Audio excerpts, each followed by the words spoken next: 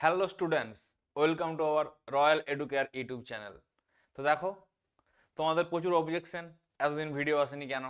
তো দেখো, ব্যাপারটা হয়েছে যে এই এবিডি টেস্ট পেপার ছাড়াও আমরা কি করছি, এই 1 শট ভিডিও রেডি করছি। কেমিস্ট্রির অর্গানিকের জন্য 1 শট রেডি করেছি, প্রায় রেডি হয়ে এসছে। ওই ভিডিওটা আগে যাবে, কারণ দেখো অর্গানিকে প্রচুর সমস্যা থাকে সবাইকার। তো আমরা চেষ্টা করছি সেটা ওই একটা ভিডিওর মধ্যে অর্গানিকের যে হ্যালো অ্যালকেন হ্যালোরিন চ্যাপ্টার আছে সেখান থেকে শুরু করে একবারে যে প্রাত্যহিক জীবনের রসায়নবিদ্যা ওইখানে অব্দি সমস্ত চ্যাপ্টারগুলোকে একটা ভিডিওর মধ্যে রেডি করে দিতে।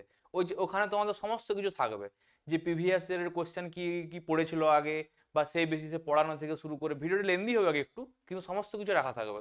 তো ওটা রেডি করছিলাম, তার জন্য তোমাদের ভিডিও আসতে দেরি হয়েছে। তো চাপ নেওয়ার কোনো কারণ নেই, আশা করছি সব ঠিকঠাক হয়ে যাবে। আর তোমাদের টেস্ট পেপার আমরা আমরা যেটা ঠিক করেছি, 10টা টেস্ট পেপার সলভ করে দেবো। 10টা সলভ করলেই হয়ে যাবে। তোমাদের যাদের মনে হচ্ছে যে লেট লেট হচ্ছে, তারা আগের যে 7টা করানো আছে সেই 7টা ভালো করে রিভাইজ করো। রিভাইজ করলে ওখান থেকে মোটামুটি কোশ্চেন তোমরা আশা করছি ওই টাইপের কোশ্চেন পরীক্ষার সময় দেখতে পাবে। তো চলো বেশি কথা না বাড়িয়ে ভিডিও শুরু করা যাক।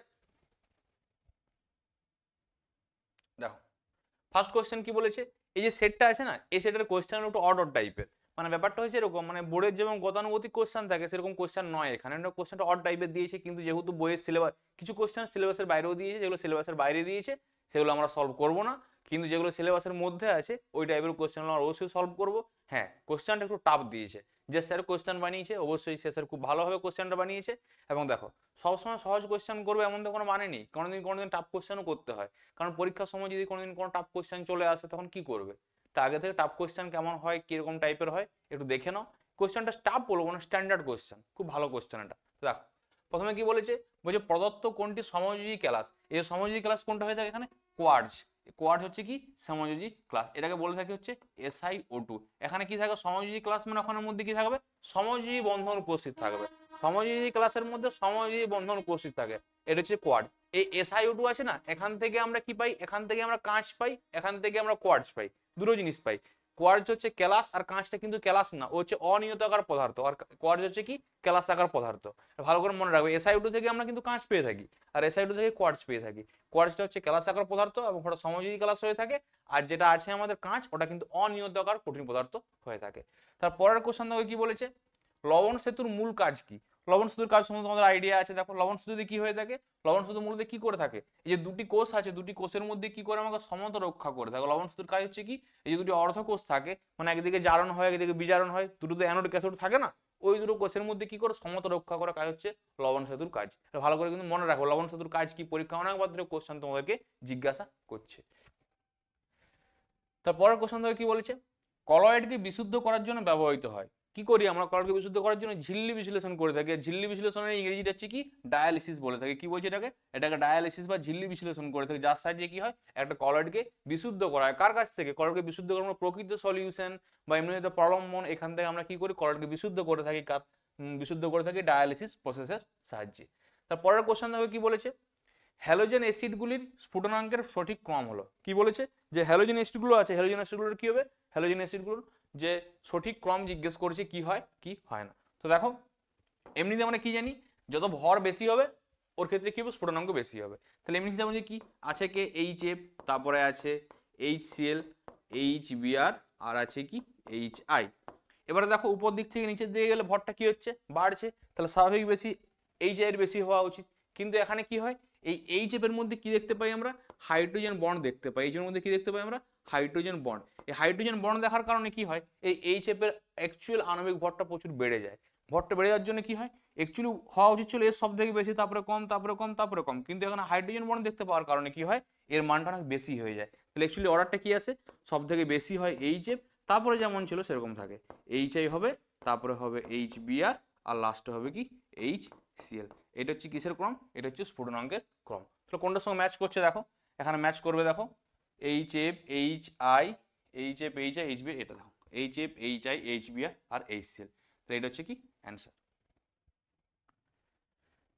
নেক্সট কোশ্চেন দেখো কি বলেছে, সেরিয়াম মৌলের পারমাণবিক সংখ্যা 58। মানে সি কি দিয়েছে এখানে বলে দিয়েছে কত, যে সেরিয়াম আছে, সি হচ্ছে কত, এর পারমাণবিক ক্রমাঙ্ক হচ্ছে 58।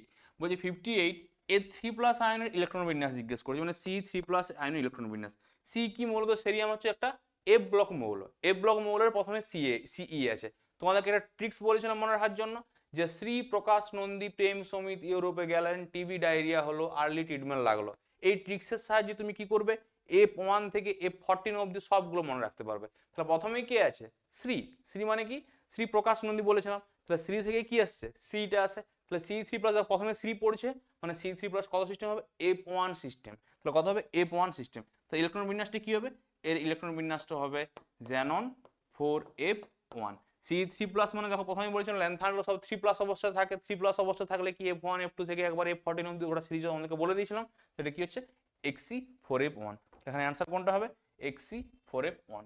অপশন এটাই কি হবে অ্যান্সার।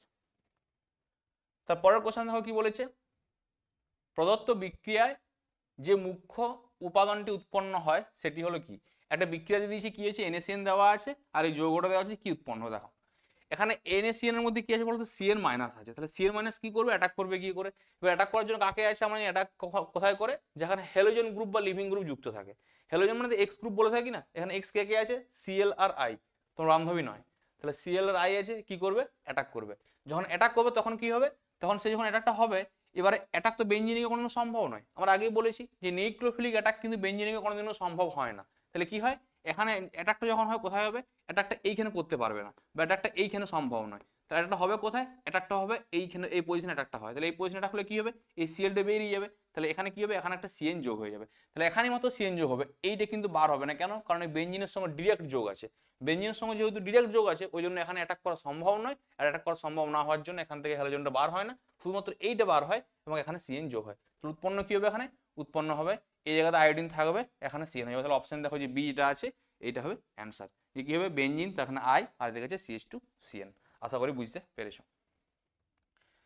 তারপরে দেখো নেক্সট কোশ্চেন কি বলেছে, বলছে জটিল যৌগটি নিচের কোন জটিল যৌগটি AgNO3 দ্রবণের সঙ্গে বিক্রিয়ায় সাদা অদক্ষেপ দেয় না। কি বলেছে, সাদা অদক্ষেপ দেবে না। দেখো এই যে বিক্রিয়াগুলো হয়, আমরা যখন কোঅর্ডিনেশন কম্পাউন্ড পড়েছিলাম না, এরকম ছিল না আমাদের ক্ষেত্রে, যে মেটাল লিগ্যান্ড আর বাইরে ধরো আছে হয়তো কোনো একটা আয়ন। তুমি আয়নটা ভেবে নিতে পারো হয়তো কোনো, আচ্ছা বাস্তব এক্সাম্পলই দিই তাহলে ভালো বোঝা যাবে। এই এক্সাম্পলে ধরো আমি বললাম হয়তো CrNH3 বাইরে আছে Cl3। এই যে জোনটা আছে আমরা কি বলি, কোঅর্ডিনেশন স্ফিয়ার বলি। এখান থেকে কোনো আয়ন বেরোবে না। এবারে AgNO3 রিঅ্যাকশন করবে কার সাথে, Cl এর সাথে রিঅ্যাকশন করবে, তবেই তো AgCl এর পিপিটি দেবে। তাহলে ভিতরে যদি Cl থাকে তখনই কিন্তু কোনো পিপিটি দেবে না। যদি এই পোর্শনে যা থাকে, এই পোর্শনে যদি কোনো Cl থাকে, এই পোর্শনটাকে বলি আয়নাইজেশন স্তর। এখান থেকে কি হয়, এখান থেকে ইজিলি আয়নাইজ হয়ে যেতে পারে কম্পাউন্ড, মানে এখান থেকে Cl বেরোতে পারে। আর Cl বেরিয়ে গেলে কি করবে, AgNO3 এর সঙ্গে যুক্ত হয়ে গেলে AgCl এর পিপিটি দেবে। তো এখানে দেখো এই Clটা কি আছে, Clটা বাইরে আছে, যার ক্ষেত্রে Clটা বাইরে থাকবে তার ক্ষেত্রে আমরা পিপিটি দেখতে পাবো, আর যার ক্ষেত্রে বাইরে থাকবে না তার ক্ষেত্রে পিপিটি দেখতে পাবো না। সিম্পল ব্যাপার। তোমরা দেখবো ওখানে Clটা কোথায় কোথায় বাইরে আছে। ফার্স্ট যে অপশন দেখো কটা Cl আছে বাইরে, তিনটে, মানে এখানে পিপিটি দেবে, সাদা কালো পদক্ষেপ পাবো। এখানে দেখো দুটো Cl আছে, মানে এ পদক্ষেপ দেবে, এখানেও পাবো।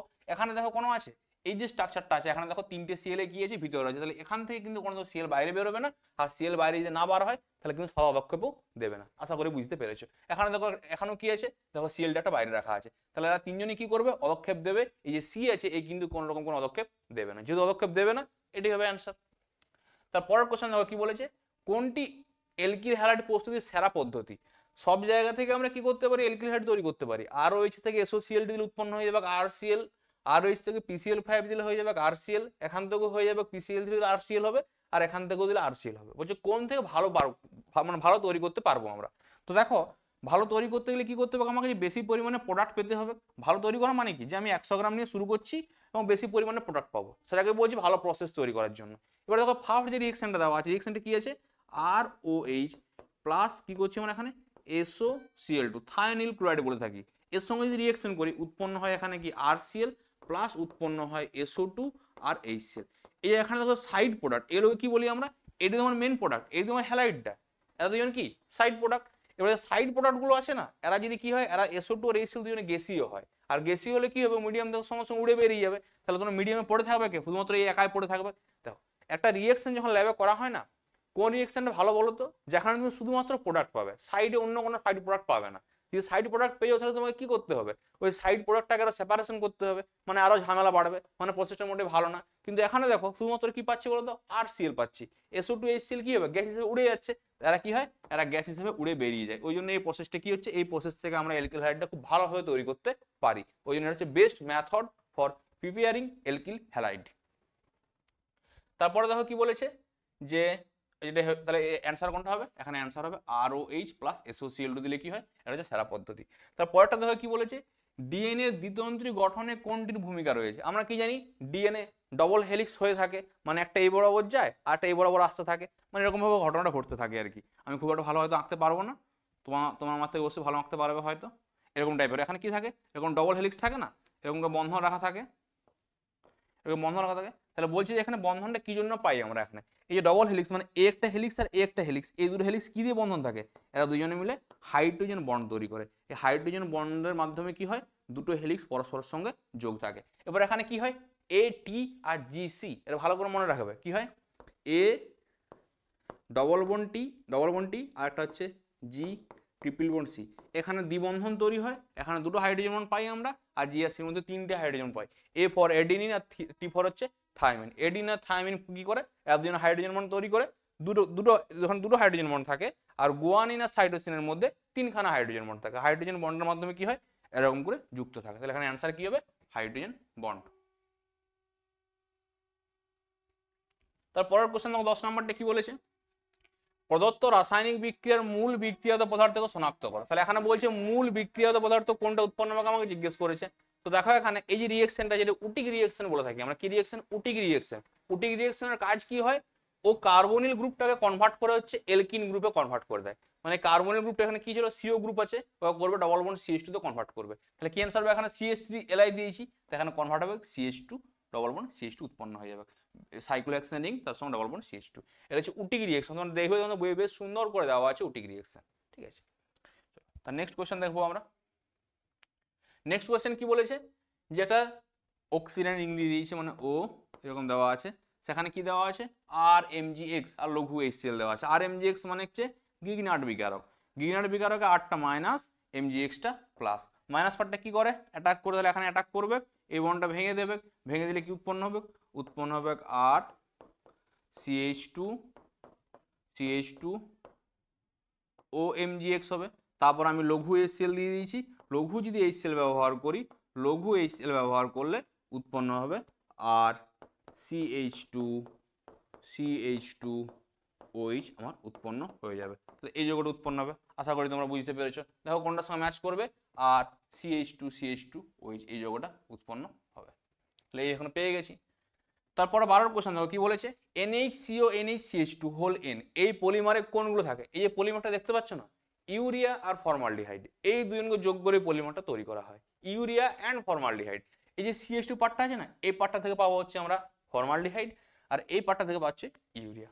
তাহলে এখানে দেখো জিজ্ঞাসা মনোমার কোনটি থাকে, N মিথাইল ইউরা না, মিথাইল এমিন না, অ্যামোনিয়াও না, তাহলে কি হবে, এখন ফর্মালডিহাইড থাকে। এখানে কি থাকে, ফর্মালডিহাইড থাকে, HCHO বা ফর্মালডিহাইড এখানে থাকে। এই পার্টটা পাচ্ছি ফর্মালডিহাইড থেকে, যে HCHO, আর এখান থেকে পাচ্ছি NH2CO NH2 ইউরিয়া, এখান থেকে পাচ্ছি। তারপরে বলেছে এসপার্টেম যৌগে sp3 সংকরায়িত কার্বন পরমাণুর সংখ্যা। মানে প্রথম কথা হচ্ছে এসপার্টেম যৌগের একটা বিশাল বড় হিউজ স্ট্রাকচার আছে, ওই স্ট্রাকচার আমিও সত্যি কথা বলতে মনে রাখতে পারি না, মানে আমিও জানি না বেসিক্যালি। আমি মনে বই খুঁজে আমি দেখেছি, এটা বই খুঁজে দেখেছি কার্বন পরমাণুর সংখ্যা হচ্ছে কি 5। এবারে কার্বন মানে কোনটা সংকরায়ন কি হয়েছে বার করেছি কিভাবে, সিগমা বন্ড গুনলে বার করতে পেরেছি। কোনো কার্বনে যদি একটা সিগমা বন্ড প্রেজেন্ট থাকে, সরি কোনো কার্বনে যদি দেখা যায় যে একটি পাই বন্ড প্রেজেন্ট আছে, তাহলে সিগমা আর পাই বন্ডগুলো হাইব্রিডেশন বার করতে পারি। যদি কোনো কার্বনে একটা মাত্র পাই বন্ড থাকে, তাহলে তার সংকরায়ন হয় sp2। যদি কোনো কার্বনে দুটো পাই বন্ড থাকে, তার সংকরায়ন হয় sp। আর যদি কোনো কার্বনে কোনো রকম কোনো পাই বন্ড না থাকে, তার সংকরায়ন হয় sp3। তাহলে এখানে এসপার্টেম যৌগে এই 5টা এরকম কার্বন আছে যেখানে কোনো রকম কোনো পাই বন্ধন নেই। পাই বন্ধন না থাকার কারণে ওই 5টা কার্বন হচ্ছে sp3 কার্বন। এবং হচ্ছে কি, একটু সেই বই বিশাল বড় একটা কমপ্লিকেটেড স্ট্রাকচার আছে, তোমরা পাবে। এটা হচ্ছে প্রাত্যহিক জীবন রসায়নবিদ্যা চ্যাপ্টারে যাবে, ওই মিষ্টিকারক পদার্থ আছে না, স্যাকারিন, সুক্রালোজ, এসপার্টেম, এলিটেম, ওইখানে দেখতে পাবে স্পার্টেমের স্ট্রাকচার দেওয়া আছে, ওখানে সিগমা বন্ড গুনবে, পাই বন্ড গুনবে, তাহলে দেখতে পেয়ে যাবে ওটা। তারপরে দেখো কি জিজ্ঞেস করেছে, ড্রাগ বা রেসিপ্টরের সঙ্গে যুক্ত হয়ে তার ক্রিয়াকে ত্বরান্বিত করে তাকে কি বলে, তাকে বলে হচ্ছে অ্যান্টাগনিস্ট বলে থাকে। এটা কি হয় জানো, এটা এক প্রকারের শত্রু। ড্রাগ কি করে, একটা কাজ করে, তাই তো, ওর কাজটাকে আটকে দিচ্ছে। ধরো আমি একটা কাজ করতে চাইছি, আমার কাজটাকে যদি আটকে তাকে আমি কি বলবো, শত্রু বলবো আমার। তাহলে এটা কি হচ্ছে, ওই অ্যান্টাগনিস্ট আছে না, এক প্রকারের শত্রু। এ কি করে, ওই ড্রাগের কাজটাকে কি করে, ওর ক্রিয়াটাকে আটকে দেয়। ও যে কাজটা করতে চাইছে একটা ড্রাগ, আমাদের শরীরে কি হয়, আমি বললাম হয়তো মরফিন বা কোডেন নিয়েছি ড্রাগ হিসাবে, আমি বা বেদনা হিসেবে ড্রাগ নিয়েছি, একটা বেদনা নাশক ড্রাগ। ওই ড্রাগটা কি করবো, আমার শরীরের বেদনাটাকে দূর করবে। এরপর কি করে, ওই রিসেপ্টরের সঙ্গে যুক্ত হয়ে করে ওই যে বেদনাটাকে দূর করার জন্য কি ওই ক্রিয়াটাকে আটকে দেয়। ওই জন্য আমরা কি বলছি, ওটাকে বলছি অ্যান্টাগনিস্ট বলে থাকে, এটাকে শত্রু বা অ্যান্টাগনিস্ট বলে থাকে, এদেরকে ভালো করে মনে রাখবে। তারপরের কোশ্চেন দেখো কি বলেছে, 10 লিটার NaCl এর জলীয় দ্রবণে 1 ফ্যারাডে তড়িৎ প্রবাহ চালনা করলে দ্রবণের পিএইচ কত হবে। ঠিক আছে, কোশ্চেন দিয়েছে 10 লিটার NaCl এর জলীয় দ্রবণে 1 ফ্যারাডে তড়িৎ প্রবাহ চালনা করলে দ্রবণের পিএইচ কত হবে। দেখো পিএইচ রিলেটেড জিনিস তোমরা পড়েছো কোন ক্লাসে বলো তো, ক্লাস 11। ঠিক আছে, তো এখানে যেহেতু তড়িৎ প্রবাহ ইলেকট্রো মানে তোমার যে ইলেকট্রোকেমিস্ট্রি চ্যাপ্টারটা আছে না, ওই চ্যাপ্টার প্রবলেম এটা। তো আমাকে জানতে হবে আগে আমি এখানে কি করেছি, NaCl এর জলীয় দ্রবণ চালাচ্ছি। NaCl এর জলীয় দ্রবণে কি করছি, আমরা তড়িৎ প্রবাহ চালাচ্ছি। তাহলে আমাকে জানতে হবে এখানে রিঅ্যাকশনগুলো কি হয়ে থাকে। যখন NaCl এর জলীয় দ্রবণ পাঠাই না আমরা, ওখানে কি হয়, Cl মাইনাস কি করে, দুটো Cl minus Cl2 gas plus 2 electron, মানে এখানে কি করে ইলেকট্রন ছেড়ে দেয়। তাহলে এনোডে এই বিক্রিয়াটা হয়ে থাকে, আর ক্যাথোডে কি বিক্রিয়া হয়ে থাকে, দুটো H প্লাস কি করে, দুটো ইলেকট্রন গ্রহণ করে H2 তে পরিণত হয়, H2 গ্যাসে পরিণত হয়। এটা হচ্ছে কি আমার, এটা হচ্ছে আমার বিক্রিয়া। বোঝা গেল আশা করি। এই বিক্রিয়াটা হয়ে থাকে যখন NaCl এর জলীয় দ্রবণে তড়িৎ প্রবাহ আমরা চালনা করি। এবারে এই যে H প্লাসটা, এই H প্লাসটা পাচ্ছি কোনখান থেকে, আমরা জল থেকে পাচ্ছি। তাহলে মেইন যদি রিঅ্যাকশন লিখে থাকলে কি ওটা অ্যাকচুয়ালি হয়ে থাকে যে H2O কি করে, H2O তোমার এখান থেকে ইলেকট্রন গ্রহণ করে half H2 plus OH minus আমরা পেয়ে থাকি। এবার আমি একটা ইলেকট্রন লিখলাম কেন, কারণ 1 ফ্যারাডে চার্জ পাঠিয়েছি, ওই জন্য 1 ইলেকট্রন লিখেছি এখানে। ইলেকট্রন গ্রহণ করে হাফ H2 গ্যাসে পরিণত হচ্ছে, এখানে কিসে পড়ছে, হাফ H2 গ্যাসে। তাহলে কত পাচ্ছি আমরা, H2 পরিমাণ 0.5 মোল পাচ্ছি। হাফ মানে কত, 0.5, তাহলে কত মোল পাচ্ছি আমরা, 0.5 মোল হাইড্রোজেন পাচ্ছি। তাহলে কত, 0.5 মোল H2 হচ্ছে। এবার আমাকে বার করতে দিয়েছি কি বলতো, পিএইচ। পিএইচটা আমি পাবো কোনখান থেকে, পিএইচটা পাওয়ার জন্য H প্লাস এর কনসেন্ট্রেশন দরকার, তবেই পিএইচ বার করতে পারবো আমি। তো এখন উৎপন্ন হয়েছে কি, হাফ মোল H2। এবারে দেখো হাফ মোল H এর সঙ্গে কি পাচ্ছি বলতো আমরা, OH মাইনাস পাচ্ছি। এবার OH মাইনাস এটা পাচ্ছি না, এখানে কত পাবো, যত মোল এখান থেকে বিয়োজিত হবে তত মোল OH মাইনাস। তাহলে 0.5 মোল হাইড্রোজেন পেয়েছি, মানে এখানে পাবো OH মাইনাস কত, 0.5 মোল OH মাইনাস পাবো এখান থেকে আমরা। যত মোল বিয়োজিত হবে তত মোল OH মাইনাস পাবো। যদি 1 মোল বিয়োজিত হতো তাহলে আমরা 1 মোল OH মাইনাস পেতাম। এখানে যেহেতু 0.5 মোল হয়েছে, 0.5 মোলে পাবো আমরা। তাহলে এই ক্ষেত্রে কি করবো আমরা, OH মাইনাসের কনসেন্ট্রেশনটা বার করবো। OH মাইনাসের কনসেন্ট্রেশন H প্লাসের কনসেন্ট্রেশন থেকে পিএইচ বার করতে পারি, OH মাইনাসের কনসেন্ট্রেশন থেকে পিওএইচ বার করতে পারি। তাহলে কি করবো আমরা, OH মাইনাসের কনসেন্ট্রেশন পেয়ে গেছি কত, 0.5 মোল, পরিমাণটা পেয়েছি, কনসেন্ট্রেশন পাইনি এখন অবধি। তাহলে পরিমাণ কত পেয়েছি, 0.5 মোল। তো কনসেন্ট্রেশন সমান কত হবে, আমরা যদি কি করি যে গাঢ়ত্ব সমান কত হবে, যে মোলটা আছে 0.5 মোল, আর তার আয়তন কত বলেছি দেখো, 10 লিটার বাই কত হবে, 10 লিটার সমান কত আসবে, 0.05 মোলার বা এত মোলার। এটা পেয়ে গেলাম কার, গাঢ়ত্ব কার, OH মাইনাসের গাঢ়ত্ব পেলাম 0.05 m। এটা কার পেলাম, OH মাইনাসের গাঢ়ত্ব। আশা করছি তোমরা বুঝতে পারছো, আমার খুব একটা চাপের অঙ্ক না, জাস্ট এই দুটো রিঅ্যাকশন, এই জায়গাটা একটু খেঁচাশু টাইপের, যে এই জায়গাটা লজিকটা বোঝে, যে এখান থেকে 1 ফ্যারাডে চার্জ পাঠালাম, হাফ মোল উৎপন্ন হয়েছে, হাফ মোল H2 থেকে হাফ মোল OH মাইনাস পাবো। এবার গাঢ়ত্ব সমান কি হয়, যে মোল সংখ্যা থাকে, মোল সংখ্যা বা আয়তন, এটা জানা জিনিস। তাহলে মোল সংখ্যা বা আয়তন করেছি 0.05 মোলার পেয়েছি আমরা। এটা কার পেয়েছি আমরা গাঢ়ত্বটা, OH মাইনাসের গাঢ়ত্ব পেয়েছি। এবার আমাকে কি OH মাইনাসের গাঢ়ত্ব পাই, তাহলে কি বার করতে পারবো, POH সমান কি হবে, যে মাইনাস লগ অফ 0.05 যদি আমরা বার করতে পারি, এখান থেকে পেয়ে যাবো কি আমরা, POH। এই পিএইচটা ক্যালকুলেশন করে দেখবে, পিএইচটা আসবে কত, পিএইচটা আসবে হচ্ছে 1.3, মাইনাস লগ অফ 0.05 করলে আসবে 1.3। তাহলে পিওএইচ পেয়েছি, আমাকে জিজ্ঞেস করেছে পিএইচ কত হবে। আমরা কি জানি, কোনো সম্পর্ক আছে একটা, 11-এ পড়েছিলে তোমরা, পিএইচ প্লাস পিওএইচ সমান কত হয়ে থাকে, 14। তাহলে পিএইচ সমান কত হবে, 14 মাইনাস পিওএইচ মানে মাইনাস 1.3, মানে কত আসবে, 12.7। এটা হবে কে দেবনের পিএইচ। আশা করি তোমরা মোটামুটি বুঝতে পেরেছো। এভাবে করছি, OH মাইনাসের কনসেন্ট্রেশন বার করলাম, পিএইচ এর ফর্মুলাতে ইউজ করলাম, তারপরে পিএইচ প্লাস পিএইচ 14 এই ফর্মুলা ইউজ করেছি, অঙ্ক আমার চলে এসছে। আশা করি তোমরা বুঝতে পেরেছো। এটা হয়েছে। এর পরের কোশ্চেন দেখো কি বলেছে।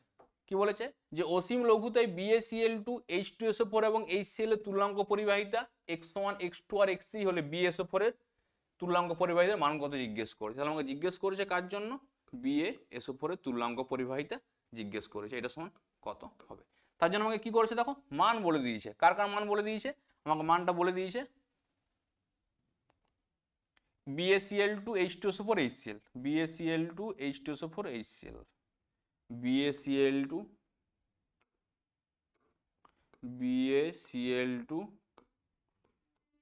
H2SO4 আর HCl, এদের মানটা আমাকে বলে দিয়েছে। এর মানটা হচ্ছে কত, x1, এর মানটা x2, এর মানটা x3, এই মানটা কত জিজ্ঞেস করেছে।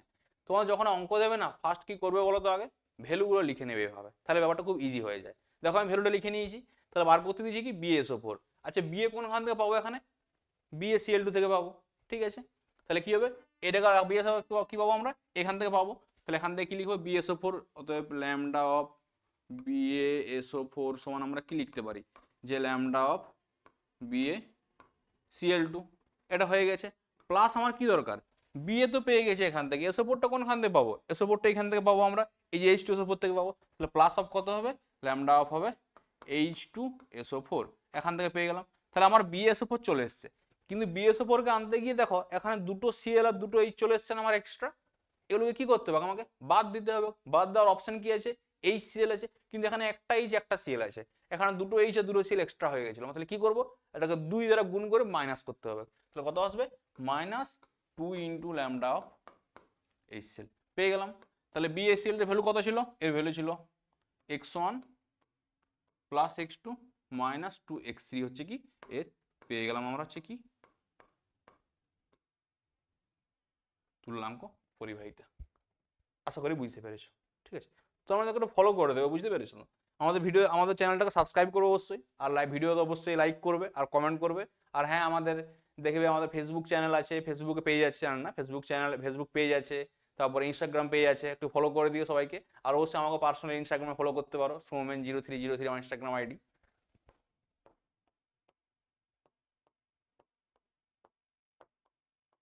অবশ্যই তোমার চাইলে ফলো করতে পারো। আর আমাদের রয়্যাল এডুকেয়ার বলে একটা ইউটিউব চ্যানেল, ইনস্টাগ্রাম চ্যানেল আছে, সেখানেও ফলো করতে পারো। আর আমাদের টেলিগ্রাম গ্রুপে জয়েন হয়ে যাবে তোমরা, ওখান থেকে যদি কোনো রকম ইনফরমেশন পড়া দরকার হয় আমরা ওখানে প্রোভাইড করি। তোমরা দেখবে ওই ভিডিওর নিচে সমস্ত লিঙ্কগুলো দেওয়া আছে, ঠিক আছে, ওটা দেখতে পেয়ে যাবে। আচ্ছা এখানে কোশ্চেন মিস পড়ে গেছে না, দেখো কি বলেছে। এরপরের কোশ্চেন বলছে তীব্র অ্যাসিড মাধ্যম ও তীব্র ক্ষার মাধ্যমে SnO2 কি ধরনের কলয়েড রূপে আচরণ করবে। কি বলেছে, তীব্র অ্যাসিড মাধ্যমে এবং তীব্র ক্ষার মাধ্যমে SnO2। তাহলে আমরা যদি কি করি, অ্যাসিড মাধ্যমে রেখে থাকি, তাহলে অ্যাসিড মাধ্যমে কারা কারা মানে কোন আয়নের পরিমাণ বেশি থাকে, প্লাস, মানে ওখানে কি হবে, ও দেখাবে হচ্ছে ক্যাটায়ন সল। আর যেটা তোমার হয়ে থাকে তীব্র ক্ষার মাধ্যমে, ওখানে প্রেজেন্স বেশি থাকবে কার, অ্যানায়নের, তাহলে ও দেখাবে হচ্ছে কি, ও দেখাবে হচ্ছে ঋণাত্মক সল, এ দেখাবে ক্যাটায়নিক সল, এ দেখাবে অ্যানায়নিক সল। তাহলে এটা লিখে রাখো তোমরা এখানে কি হয় এটা।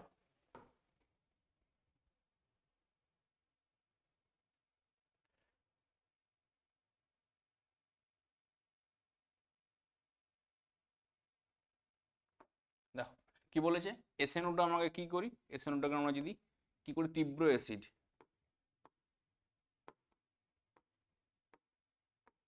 তীব্র অ্যাসিড মিডিয়ামে রাখি, তখন সে কি হবে, সে হবে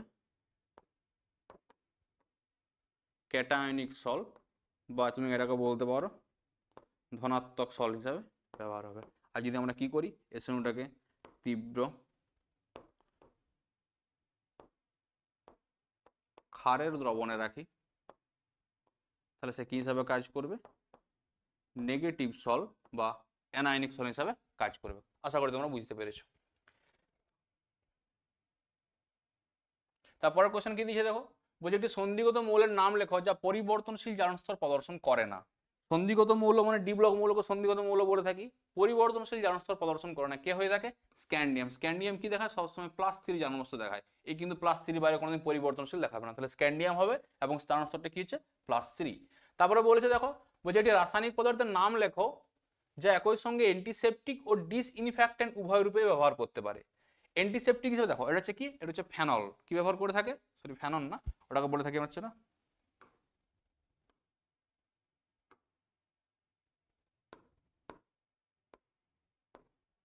ডেটল। এই ডেটল কি করে, অ্যান্টিসেপটিক আর ডিসইনফেক্ট্যান্ট দুই হিসেবে ব্যবহার করতে পারে।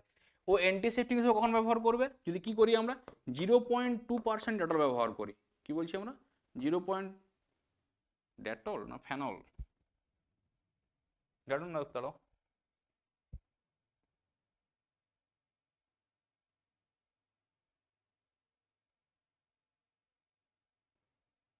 সরি ফেনল হবে, ডেটল না ফেনল। আমি ঠিকই বলেছিলাম, লিখছি ভুল এখানে, ডেটল হবে না, এটা কি হবে, এটা ফেনল। 0.2% যে ফেনল আছে, এই 0.2% কি হবে, এই ফেনল কি করে 0.2% ফেনল, আর একটা হয় 1% ফেনল। এই 0.2% যে ফেনলটা আছে, এই ফেনলটা ব্যবহার হয়ে থাকে কি হিসাবে, অ্যান্টিসেপটিক হিসাবে। তাহলে অ্যান্টিসেপটিক হিসাবে ব্যবহার হয়ে থাকে 0.2%, আর ডিসইনফেক্টেন্ট হিসাবে ব্যবহার হয়ে থাকে কি, এই অ্যান্টিসেপটিক হিসাবে ব্যবহার হয়ে থাকে হচ্ছে এটা, আর ডিসইনফেক্টেন্ট হিসাবে এটা। তাহলে আমরা কি করি, ফেনলের পরিমাণটা যদি কম কম ব্যবহার করি, তাহলে সে ব্যবহার করবে হচ্ছে কি অ্যান্টিসেপটিক, আর বেশি পরিমাণ ব্যবহার করলে হয়ে যাবে কি ডিসইনফেক্টেন্ট। অ্যান্টিসেপটিক ব্যবহার করার জন্য আমরা শরীরে ব্যবহার করতে পারি, কিন্তু যেটা ডিসইনফেক্টেন্ট ব্যবহার করি না শরীরে ব্যবহার করতে পারি না আমরা। বোঝা গেল। তারপর জিজ্ঞেস করছে এটা ক্যাটায়নিক ডিটারজেন্টের নাম, আগেও পেয়েছিল তোমরা, কি ছিল, trimethyl cetyl trimethyl ammonium chloride ছিল না, যে কি নামটা বলে থাকি আমরা, আমরা বলে থাকি হচ্ছে কি সিটাইল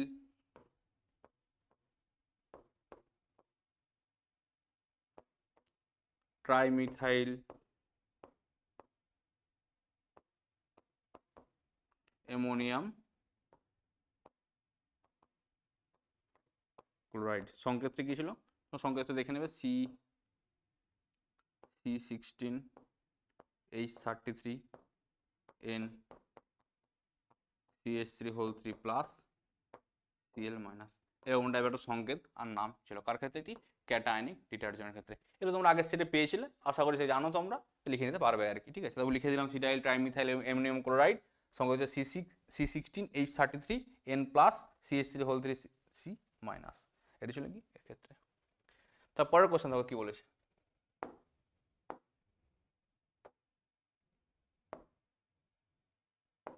আরে বাবা দেখো কি বলেছে, 298 কেলভিন উষ্ণতায় জলের CO2 হেনরি ধ্রুবকের মান বলে দিয়েছে। 2.5 ATM চাপে 298 কেলভিন উষ্ণতায় 500 ml সোডা ওয়াটারকে প্যাকেটজাত করলে তাতে CO2 পরিমাণ কত হবে আমাকে জিজ্ঞাসা করেছে।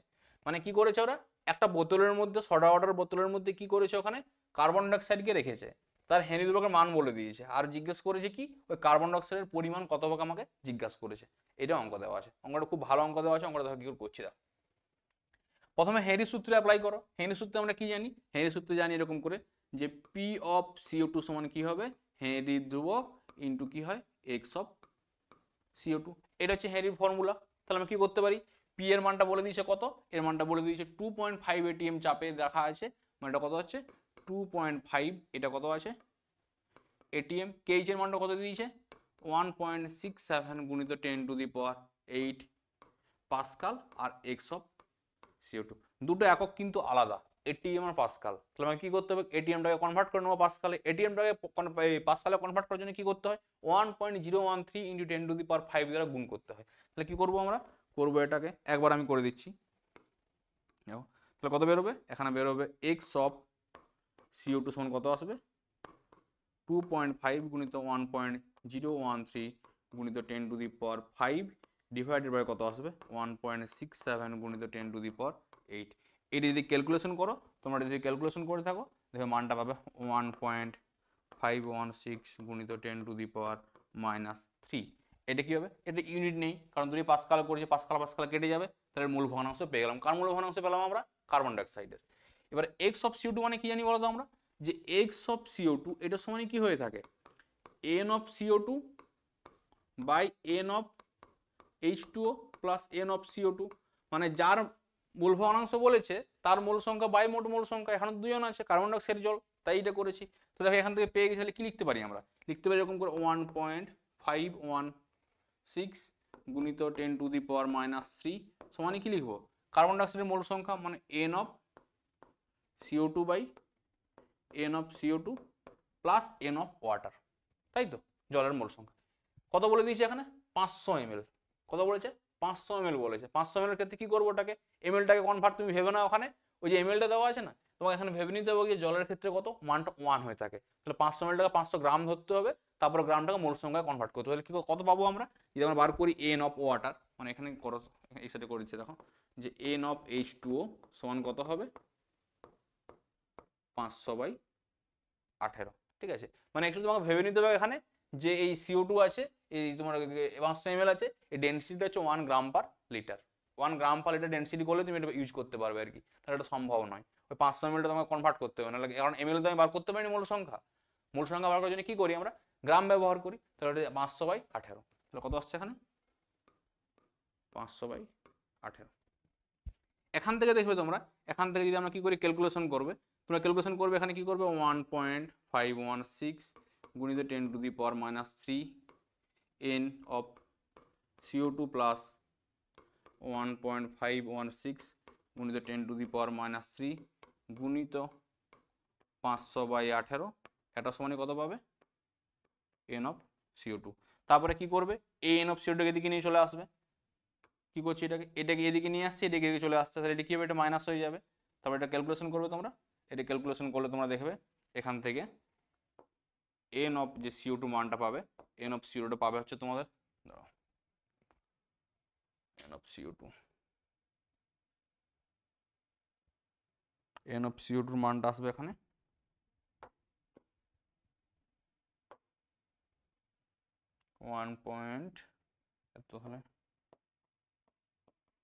1.613, এটার সঙ্গে এটা গুণ করছি 500 ml, মানে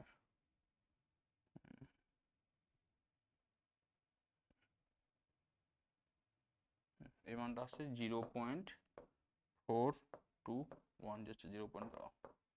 মানটা কত পাচ্ছি আমরা, তাহলে পাচ্ছি এন অফ CO2 সমান 0.0421 ডিভাইডেড বাই, এটা আমি কি করেছি এটাকে এদিকে নিয়ে এসেছি, এটাকে এদিকে নিয়ে এসেছি, কমন নিয়ে করে গুণ করছি 0.41, তারপর এটা আসবে হচ্ছে 0.9984, এত কি এসছে আমার মোল, এটা এসছে, ঠিক আছে। তাহলে আমি কি পেয়েছি মোল সংখ্যা, আমাকে জিজ্ঞেস করেছে কি ওর পরিমাণ জিজ্ঞেস করেছে, পরিমাণটা বার করবো কি করে, কার্বন ডাইঅক্সাইডের মোল সংখ্যা পেয়েছি 44 দ্বারা গুণ করলে মোলটা গ্রামে কনভার্ট হয়ে যাবে, কারণ আমরা কি জানি 1 মোল সমান 44 গ্রাম কার্বন ডাইঅক্সাইডের ক্ষেত্রে, তাহলে এত মোল সমান কত হবে এত, অতএব কার্বন ডাইঅক্সাইডের পরিমাণ, অতএব CO2 এর যে পরিমাণ আছে এই CO2 এর পরিমাণ সমান কত হবে, এটার সঙ্গে যদি কত গুণ করি, অ্যান্সার গুণিত 44 সমান হচ্ছে 1.85 গ্রাম। কত আসছে, এটা আসছে হচ্ছে 1.85 গ্রাম। তো আমরা কি করলাম দেখো ভালো করে, এটা দেওয়া আছে, এই মান দেওয়া আছে, এই মান দেওয়া আছে, মূল ভগ্নাংশ বার করেছি আমি। মূল ভগ্নাংশ সমান কি জানি, ওই মূল সংখ্যা বাই মোট মূল সংখ্যা, ঠিক আছে করেছি মোট মূল সংখ্যা। তারপরে ধরো কি করেছি এখান থেকে মানটা বার করে নিয়েছি, এবারে জাস্ট সমীকরণে 500/18 করেছি, জলের মূল সংখ্যা জানি আমরা 500/18 হবে, এর ক্যালকুলেশন করেছি, এই ক্যালকুলেশন করে মূল সংখ্যায় বেরিয়েছে, এবার কনভার্ট করতে হবে আমাকে গ্রামে, 44 দ্বারা গুণ করে, এর সঙ্গে কত করবে, এর সঙ্গে 44 দ্বারা গুণ করবে, গুণিত 44 করবে, তবে গিয়ে তুমি এই মানটা পাবে 1.85 গ্রাম। আশা করি তোমরা বুঝতে পেরেছো।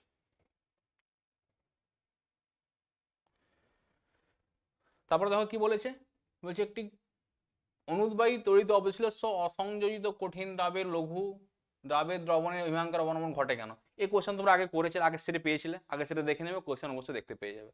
তারপরে বলেছে অধিশোষণের তাপদায়ী প্রক্রিয়া ব্যাখ্যা করো। দেখো অধিশোষণ কি একটা তাপদায়ী প্রক্রিয়া ব্যাখ্যা করতে দিচ্ছে, দেখো কি করবো আমরা, যে ডেল জি সমান কি জানি আমরা, ডেল এইচ মাইনাস টি ইন্টু ডেল্টা এস, এটা আমরা সমীকরণ জানি। আমাকে বলছে তাপদায়ী প্রক্রিয়া, তাপদায়ী প্রক্রিয়া মানে কি হয়, ডেল এইচ এর মানটা নেগেটিভ হয়, তাকে বলে আমরা তাপদায়ী প্রক্রিয়া, ঠিক আছে। আমার প্রমাণ করতে হবে এখান থেকে তাপদায়ী মানে ডেল এইচ সমান যে নেগেটিভ আসছে, এই নেগেটিভ ভ্যালুটা আমাকে প্রমাণ করতে হবে, এটা। তো এটা সমীকরণ জানি আমরা, এটা কার সমীকরণ, গিবসের সমীকরণ, থার্মোডাইনামিক্সে পড়েছিল। তো দেখো প্রথম কথা হচ্ছে প্রথম কথা হচ্ছে কি, এই অধিশোষণ প্রক্রিয়াটা আছে না, এই প্রক্রিয়াটা হচ্ছে স্বতঃস্ফূর্ত প্রক্রিয়া, আর স্বতঃস্ফূর্ত প্রক্রিয়ার ক্ষেত্রে কি হয়, এই যে ডেল এইচ আছে না, এর মানটা কি হয়ে যায় নেগেটিভ হয়ে যায়, তাহলে এর মানটা কি হবে, যেহেতু কি হবে লিখবে স্বতঃস্ফূর্ত প্রক্রিয়া, ওই জন্য কি হচ্ছে ডেল এইচ সমান কি আসছে নেগেটিভ। তারপরে দেখো আর আমরা কি জানি, ক্যাপিটাল টেম্পারেচার মানে টি, ক্যাপিটাল টি, এই টেম্পারেচার কোনোদিন নেগেটিভ ভ্যালু হতে পারে না। এর লোয়েস্ট ভ্যালু 0 কেলভিন, কোনোদিন -1 কেলভিন সম্ভব নয়। তাহলে কি হবে, টি হচ্ছে কি অলওয়েজ পজিটিভ হয়ে গেল। তারপরে দেখো কি করবো আমরা, তারপরে বলো অধিশোষণ যে প্রক্রিয়াটা আছে, এই অধিশোষণ প্রক্রিয়াটা কি হয় বলতো, এন্ট্রপি কি হয়, কমে যায়। কেন, আগে দেখো গ্যাস মলিকুল ছিল, এখন গ্যাস মলিকুলটা সারফেসে এসে জমা হচ্ছে, জমা হওয়ার ফলে কি হবে, সারফেসে যখন জমা হচ্ছে এসে করে, তখন আগে স্বাধীনভাবে ঘুরছিল, এখন স্বাধীনভাবে ঘুরতে পারছে না, ওই জন্য কি হবে, এন্ট্রপি মানটা আস্তে আস্তে হ্রাস হয়ে যাচ্ছে। মনের ক্ষেত্রে কি বলতে পারি আমরা, ডেল্টা এর সমান কি আসবে, নেগেটিভ আসবে। এই তিনটে জিনিস আশা করি বুঝতে পেরেছো। এই তিন জিনিসকে এখানে বসাও, তাহলে এটা কত আসবে, নেগেটিভ সমান ডেল এইচ এর মানটা কি আসবে, ডেল এইচ এর মানটা জানি না, এটা বার করতে হবে। মাইনাস টি এর মানটা কি আছে, মাইনাস টি এর মানটা আছে হচ্ছে কি এখানে, টি এর মানটা আছে পজিটিভ, আর এর মানটা কত আছে, নেগেটিভ। তাহলে এখানে নেগেটিভ পাবো, এটাকে নেগেটিভ হয়ে যাবে, তাহলে কি হবে, যে নেগেটিভ ভ্যালুটা পাবো, ডেল এইচ সমান কি আসবে, পজিটিভ সামথিং একটা ভ্যালু পাচ্ছি। তাহলে পজিটিভ এদিকে গেলে কি হয়ে যায়, নেগেটিভ হয়ে যায়। তাহলে ডেল এইচ সমান কি পাবো আমরা, del negative minus of del negative. তাহলে আলটিমেটলি কি পাচ্ছি আমরা, ডেল এইচ সমান পাচ্ছি আমরা, দুটো নেগেটিভের যোগফল অলওয়েজ কি হবে, নেগেটিভ, -5 -3 -8ই হবে সবসময়, দুটো মাইনাসের যোগফল অলওয়েজ মাইনাস পাই আমরা। তাহলে এখানে দেখো দুটো মাইনাসের যোগফল মাইনাস পেয়েছি, আর ডেল এইচ নেগেটিভ মানে কি প্রক্রিয়া, তাপ দায়ী প্রক্রিয়া, এটাও প্রমাণ করতে দিয়েছিল, তাহলে এভাবে প্রমাণ করতে পারবো। লেখার সময় কি লিখবে, এই যখন লিখবে যে অধিশোষণ একটি স্বতঃস্ফূর্ত প্রক্রিয়া, অধিশোষণ একটি স্বতঃস্ফূর্ত প্রক্রিয়া, তার ডেল এইচ সমান নেগেটিভ হয়ে গেল। ক্যাপিটাল টেম্পারেচার বা কেলভিন টেম্পারেচার মান কোনোদিন ঋণাত্মক হতে পারে না, তাই ক্যাপিটাল টি এর মানটা পজিটিভ। অধিশোষণ প্রক্রিয়ায় গ্যাস মলিকুলগুলোর কি হয়, এন্ট্রপি মান কমে যায়, তাই ডেল এইচ এর মান নেগেটিভ। এই দিনে লিখবে, এই সমীকরণ দেখাবে, ডেল এইচ সমান নেগেটিভ বার করবে, দিয়ে বলবে হেন্স, হেন্স না, অতএব সুতরাং কি হবে, যে এই যে এন্ট্রপির অধিশোষণ প্রক্রিয়া কি হচ্ছে, যে তাপের পরিবর্তন হয়, ওটা হচ্ছে তাপদায়ী বিক্রিয়া। বোঝা গেল আশা করি। তারপরে জিজ্ঞেস করে দেখো পেপটাইজেশন বলতে কি বুঝো, এই কোশ্চেন আগে হয়েছে, দেখো আগের সেটে করা আছে, দেখো SC38 লিখে রেখেছে, যাও আগে লিখতে ভুলে গিয়েছিলাম, কত নম্বর পেয়েছিল, SC38 দেখবে এই প্রক্রিয়াটা পেপটাইজেশন বলতে কি বুঝো, এটা পেয়ে যাবে তোমরা, ঠিক আছে, তোমরা ওখান থেকে একটু দেখে নিও। তারপরে দেখো কি দিয়েছে, বলছে কঠিন অবস্থায় সালফার তিরস্চুম্বকীয় হলো বাষ্পীয় অবস্থায় পরাচুম্বকীয় হয় কেন। এই সালফারের দুটো অবস্থা, একটা কঠিন আর একটা কি বলেছে, বাষ্পীয়। যখন সালফারটা কঠিন অবস্থা থাকে না, S8 অবস্থা থাকে, স্ট্রাকচারটা কেমন দেখতে হয় S8 এর, এরকম দেখতে হয়, ডাবলো, এটা হচ্ছে কি S8 এর স্ট্রাকচার, এস এস এটা হচ্ছে S8 এর স্ট্রাকচার, 1 2 3 4 5 6 7 8, এটা হচ্ছে S8 এর স্ট্রাকচার। এটা হচ্ছে কি অবস্থা থাকে, যখন কঠিন অবস্থা থাকে। আর এখানে কি হয়, এখানে কোনো রকম কোনো আনপেয়ার্ড ইলেকট্রন বা অযুগ্ম ইলেকট্রন থাকে না। এখানে কি হয়, কঠিন অবস্থায় কি হয়, ওই জন্য তিরস্চুম্বকীয় হয়। এখানে কি থাকে, এখানে অযুগ্ম ইলেকট্রন n সমান কি হয়ে যায়, 0 হয়ে যায়। কিন্তু যখন আমি কি করি, বাষ্পীয় অবস্থায় নিই, বাষ্পীয় অবস্থায় কি হয়, এই যে S2 কার মতন দেখতে হয়, ওটা ওটা অক্সিজেনের মতন দেখতে হয়। আর অক্সিজেন কি হয়, প্যারাম্যাগনেটিক হয়ে থাকে, ও কি হয়ে থাকে, প্যারাম্যাগনেটিক বা পরাচুম্বক হয়ে থাকে। আমরা এমওডি থিওরিতে দেখেছি কি হয়ে যায়, অক্সিজেন হচ্ছে পরাচুম্বকীয়, তাহলে S2 পরাচুম্বকীয়, ওটা লিখেছি। দেখো কঠিন অবস্থায় সালফারের গঠন হলো S8, যার মধ্যে কোনো অযুগ্ম ইলেকট্রন থাকে না, তাই এটি তিরস্চুম্বকীয়। কিন্তু বাষ্পীয় অবস্থায় সালফারের গঠন হলো S2, যেটি O2 অনুরূপ। এখন আণবিক কক্ষক তত্ত্ব থেকে দেখা যায় S2 এর মধ্যে অযুগ্ম ইলেকট্রন উপস্থিত থাকে, তাই এটি কি হয়, পরাচুম্বকীয় হয়ে থাকে। আশা করি তোমরা বুঝতে পেরেছো। নেক্সট কোশ্চেন কি দিয়েছে, XeOF4 কে কাঁচের পাত্রে রাখা যায় না কেন। কারণ কাঁচের পাত্রে রাখলে কি করে, কাঁচের সাথে বিক্রিয়া করে যায়, ওই জন্য কাঁচের পাত্রে রাখা যায় না। কাঁচের পাত্র মানে কি, SiO2 কি করে, SiO2 এর সঙ্গে রিয়েকশন করে, দেখো XeOF4 প্লাস SiO2 রিয়েকশন করে XeO2F2 প্লাস SiF4 হয়ে থাকে। ওকে কাঁচের পাত্রে রাখতে পারে না, ওকে কি করি আমরা, নিকেলের পাত্রে রাখি। এটা ভালো করে মনে রাখবে, একটু ওকে বললাম না কাঁচের সংকেত SiO2, দেখো কাঁচের সংকেত SiO2 লিখে ব্যবহার করেছি আমরা এখানে, বোঝা গেল আশা করি। তারপরের কোশ্চেন দেখো কি বলেছে, যে নাইট্রোজেন ও ফসফরাসের মধ্যে কার কেটিনেশন ধর্ম বেশি এবং কেন। নাইট্রোজেন আর ফসফরাসের মধ্যে কেটিনেশন ধর্ম, কেটিনেশন ধর্ম হচ্ছে এমন ধর্ম যে কি করতে পারে, বিভিন্ন জিনিসের সঙ্গে যোগ হতে পারে। মানে একটা মৌল কি হতে পারে, কেটিনেশন ধর্ম বেশি হলে সে বিভিন্ন জিনিসের সঙ্গে বিক্রিয়া, মানে বিভিন্ন সঙ্গে বন্ধন করতে পারে। যেমন কার্বনের কেটিনেশন ধর্ম সব থেকে বেশি, ওই জন্য কি হয়, কার্বন কি করে, হাইড্রোজেনের সঙ্গে অক্সিজেনের সঙ্গে সবাইকার সঙ্গে যোগ হতে পারে। ওই জন্য অর্গানিক কেমিস্ট্রির মেন যে অ্যাটম সেটা হচ্ছে কার্বন হয়ে থাকে। আর কার্বন কার্বন বন্ধন অনেক স্ট্রং হয়ে থাকে, ওইটাকে ক্যাটিনেশন ধর্ম বলছি, ক্লাস 10-এ পড়েছিল এগুলো। তো এখানে দেখো বলছে নাইট্রোজেন ও ফসফরাসের মধ্যে কার বেশি হয়, ফসফরাসের বেশি হয়। কেন, কারণ ওই পিপি যে বন্ধনটা আছে না, ওই পিপি বন্ধন কি হয়, ওই বিয়োজন এনথালপি, পিপি বন্ধন বিয়োজন এনথালপি বা পিপির বন্ধন শক্তির মানটা অনেক বেশি হয়, কার তুলনায়, এন এর তুলনায়। ওই জন্য কি হয়, ওই পি কি করতে পারে, অনেক বহু পরমাণু বিশিষ্ট বলয়াকার মুক্ত শৃঙ্খল বা বদ্ধ শৃঙ্খল তৈরি করতে পারে। ওই জন্য কি হয়, ফসফরাসের মধ্যে কি হয়, ওর ক্যাটিনেশন ধর্মটা বেশি হয়ে থাকে। এটা পরীক্ষায় কিন্তু কোশ্চেন জিজ্ঞেস করে, খুব ভালো কোশ্চেন, তোমরা দেখো।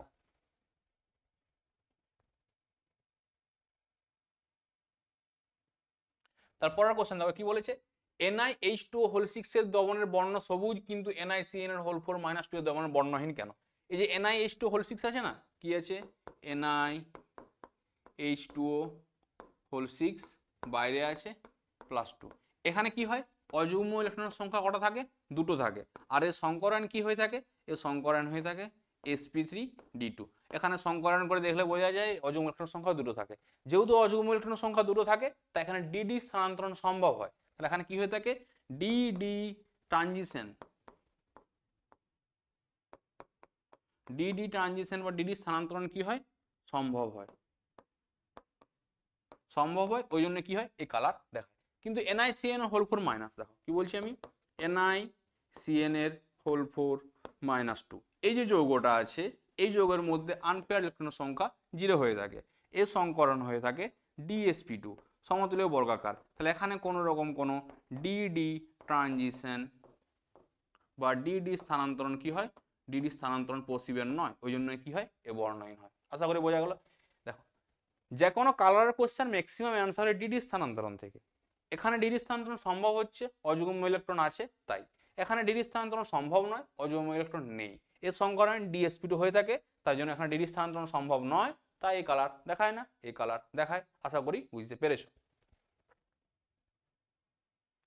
তারপরে কি বলেছে দেখো, নাইলন 6 এর মনোমারের নাম কি বলেছে, নাইলন 6 ক্যাপ্রোলেকটাম, এর মনোমারের নাম হচ্ছে কি, ক্যাপ্রোলেকটাম। নাইলন 6টা খুব ইম্পর্টেন্ট জিনিস। পলিমারে দেখবে নাইলন আর রবার, এখান থেকে কিন্তু কোশ্চেন প্রচুর জিজ্ঞেস করে, সেজন্য ভালো করে মনে রাখবা নাইলন আর রবার জিনিসটা কি হয়ে থাকে। নাইলন কোশ্চেন কিন্তু প্রচুর বার আসে, নাইলন 6 জিজ্ঞেস করে, নাইলন 610 জিজ্ঞেস করে। ওই যে ভিডিওটা বানাচ্ছি না তোমাদের জন্য, ওখানে প্রচুর কভার করেছে ভালো করে আমি। তাই তোমরা অবশ্যই আমাদের চ্যানেলের সঙ্গে যুক্ত থাকো। অবশ্যই ভিডিও খুব জলদির মধ্যে আসছে, ওই ভিডিওটা, ওই যে অর্গানিকের ওয়ান শট, ও অর্গানিক নয়, ইনঅর্গানিক ফিজিক্যালও রেডি করছি আর কি, ঠিক আছে। তাই একটু সময় লাগছে টেস্ট পেপারের ভিডিওটার জায়গায়, ওটা তোমাদের প্রচুর সুবিধা হবে। মানে চেষ্টা করছি যে ফেব্রুয়ারির মধ্যে, ফেব্রুয়ারির মোটামুটি ওই 10-এর আগে সমস্ত কিছু কমপ্লিট করে দেওয়ার আর কি। ফেব্রুয়ারি 10 তারিখের মধ্যে অর্গানিকের ওয়ান শটটা তো শিওর চলে আসবে। এরকম কালি সরস্বতী পুজো আছে না, সরস্বতী পুজোর পরেই চলে আসবে আর কি ওই ভিডিওটা। লেন্দি হবে ভিডিওটা, একটু প্রায় 7-8 ঘন্টা হয়ে যেতে পারে হয়তো, আমি এখন আইডিয়া করতে পারছি না কতক্ষণ হয়ে থাকে। তো তোমরা দেখো কীভাবে তোমরা রেসপন্স করো, তার উপর নির্ভর করছে। যদি অর্গানিকের ভিডিও খুব ভালোভাবে চলে, তারপরে ইনঅর্গানিক ফিজিক্যাল আসবে আর কি। যদি মনে হয় যে অর্গানিকের ভিডিও চলছে না ঠিকঠাক করে, তাহলে আর ভিডিও এনে লাভ কি, তাই না? যত বেশি চলবে তত বেশি ভিডিও আসতে হবে, এটাই। তাই তোমাদের কাজ হচ্ছে এটাই, ভিডিও শেয়ার করা, বন্ধুদের মধ্যে শেয়ার করো, লাইক করো, কমেন্ট করো, আর অবশ্যই জানাবে ভিডিওটা কেমন লাগছে। আর চ্যানেলটা তো অবশ্যই সাবস্ক্রাইব করবে। তোমরা কিন্তু সাবস্ক্রাইব অনেক কম লোক করো, আমি দেখেছি আমাদের চ্যানেলটাতে অনেক সাবস্ক্রাইব কম আছে। সাবস্ক্রাইব করো না, তোমাদেরকে শুধু এখানে এমন এবিটিএ পড়াচ্ছি, এরপরে তোমাদের যখন এইচএস পরীক্ষা হয়ে যাবে না, যারা নার্সিংয়ের প্রিপারেশন নেবে তাদের জন্য বিশাল সারপ্রাইজ আছে। আমরা কি করবো, আমাদের চ্যানেল থেকে নার্সিংয়ের বেশ ভালো রকমের প্রিপারেশন দেওয়ার একটা প্রোগ্রাম রেডি করেছি। তোমরা নার্সিংয়ের জন্য প্রিপারেশন দেবো, তো চ্যানেলটা সাবস্ক্রাইব করে রাখো। সমস্ত রকম নার্সিং ফ্রিতে পড়াবো আমরা, তো অবশ্যই আমাদের সঙ্গে যুক্ত থাকো, বুঝতে পেরেছো? চলো, নাইলন 6-এর মনোমার হয়ে গেছে, আশা করি বোঝা গেছে, ঠিক আছে। যুক্ত থাকবে কিন্তু আমাদের সাথে, এটাই আর কি। তোমরা শুধু সাবস্ক্রাইব করবে, সাবস্ক্রাইব করো না তোমরা। তারপরে দেখো 4-এর এই কোশ্চেনটা দেখো কি বলেছে, বলছে এবি রক সল্ট ক্যালাস রূপে ক্যালাসিত হয়, এ হলো ক্যাটায়ন এবং বি হলো কি হচ্ছে অ্যানায়ন। এই লেটিসের একটি C2 অক্ষ বরাবর সমস্ত কণাগুলিকে অপসারিত করলে লেটিসের নতুন সংকেত কি হবে, এটা জিজ্ঞেস করেছে। দেখো, এবার আগে মনে রাখতে হবে রক সল্টের স্ট্রাকচার কেমন দেখতে হয়। রক সল্টের স্ট্রাকচার কেমন দেখতে হয়, ওটা হচ্ছে FCC প্রকৃতির দেখতে হয় রক সল্ট, ঠিক আছে। FCC লেটিস হয়ে থাকে। এবার এখানে এটা হচ্ছে লেটিসটা হয়ে গেছে আমার। এরপর হচ্ছে এ হচ্ছে ক্যাটায়ন, বি হচ্ছে অ্যানায়ন। এবার রক সল্টের ক্ষেত্রে মনে রাখবে, এই যে ক্যাটায়নটা আছে না, ক্যাটায়নটা এ আছে, এ হচ্ছে কি, এ হচ্ছে ক্যাটায়ন। এই ক্যাটায়নটা কোথায় প্রেজেন্ট থাকে, এ থাকে অক্টাহাইড্রাল ভয়েডে, এ থাকে কোথায়, অক্টাহাইড্রাল ভয়েডে। আর যে বি আছে কি, বি হচ্ছে অ্যানায়ন। এই অ্যানায়নটা কোথায় প্রেজেন্ট আছে, এই অ্যানায়নটা প্রেজেন্ট মনে রাখা হচ্ছে FCC লেটিসে প্রেজেন্ট থাকে। ও কোথায় প্রেজেন্ট থাকে, FCC লেটিসে। এখন দেখো, এবারে হোলটা কোথায় কোথায় থাকে, এই একটা ক্যালাসের মধ্যে অক্টাডেল হোল, প্রতিটা যে দেখতে পাচ্ছ না বাহু, এই জায়গাটা থাকে। এইখানে একটা হোল থাকে, এখানে হোল থাকে, এই প্রতিটা বাহুর মাঝে কি থাকে, একটা করে অক্টাহাইডাল হোল থাকে। কি থাকে, একটা অষ্টতলীয় ফাঁক থাকে। তাহলে আমাকে অক্টাহাইডাল হোলগুলো আগে কি করছি, এই সাদা কালার দ্বারা আমরা লিখে দিই, সবগুলো তো হয়ে গেছে, 2 2 4, বাকি কোনোতেই নেই একদম। আটটা থাকে কোথায়? আটটা থাকে মাঝে। এগুলো হচ্ছে অক্টাহেড্রাল হোল। এরপর কি হয়? এরপর দেখো এফসিসি ল্যাটিসে কোথায় কোথায় থাকে। ল্যাটিসের ক্ষেত্রে আমরা কি জানি? একটা থাকে কোথায়? একটা থাকে এই পাশে থাকে, এই পাশে থাকে। ল্যাটিস মানে কি থাকে? সব জায়গায় কোণা থাকবে, কোণাগুলো। এটা হচ্ছে কার? এটা হচ্ছে এফসিসি ল্যাটিস। মানে এই জায়গায় থাকে হচ্ছে কি, আর এই কোণ রয়ে গেল হয়তো 1 2 3 4, আচ্ছা এই কোণ এখানে, ঠিক আছে। এই যেটা আছে এটা হচ্ছে কি বি, আর এটা হচ্ছে এ। আশা করি তোমরা বুঝতে পেরেছো। এটা হচ্ছে রক সল্টের স্ট্রাকচার। তাহলে এরপর বলে যে সিটু অক্ষ বরাবর কি করছি আমি? কণাগুলোকে অপসারণ করছি। তাহলে সাদা রডটা কি? এ, আর এটা হচ্ছে এটা রক সল্টের স্ট্রাকচার এ বি এইভাবে আছে। এটা তোমাকে বুঝতে হবে যে এই ক্যালাসের মধ্যে এই প্রতিটা বাহুর মাঝ বরাবর অক্টাহেড্রাল ভয়েড থাকে। এই ভয়েডে কে কোণা আছে? এ কোণা। আর প্রতিটা তোমার এফসিসি ল্যাটিসে কে আছে? বি কোণা। এরপর কি করছি আমরা? সিটু অক্ষ বরাবর সমস্ত কণাকে অপসারিত করছি। সিটু অক্ষ মানে হচ্ছে এমন একটা অক্ষ যে অক্ষ বরাবর গেলে কি হয়, যে জিনিসটাকে সেম জিনিস পাবো আমরা। লাইক ধরো আর কি দিয়ে বোঝাবো, এই ফোনটাকে ভেবে নাও, ঠিক আছে? এই ফোনটাকে ক্যালাস ভাবো, বোঝা গেল আশা করি। এই যে ফোনটা আছে, এই ফোনটা হচ্ছে ক্যালাস মতো ভেবে নাও। সিটু অক্ষ হচ্ছে এমন একটা অক্ষ, ধরো আমি এই বরাবর কি করছি? এই বরাবর একটা প্লেন চালনা করছি। চালনা করলে কি হবে? যদি আমি সেম জিনিসটা পাই, দেখো মানে এই অক্ষ বরাবর ঘোরালাম, এই অক্ষ বরাবর ঘোরানোর পর যদি সেম জিনিস দেখতে পাই আমরা, তাহলে সেটাকে বলছি আমরা সিটু অক্ষ।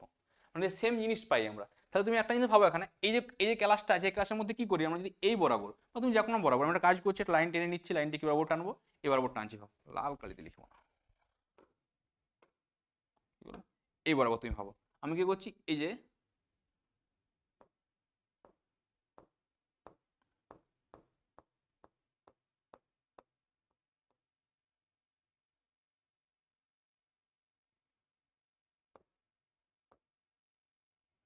তুমি ভাবো, এই যে ক্লাসের এই বরাবর চালনা করছি, এই একটা অক্ষ দেখা বোঝা যাচ্ছে না?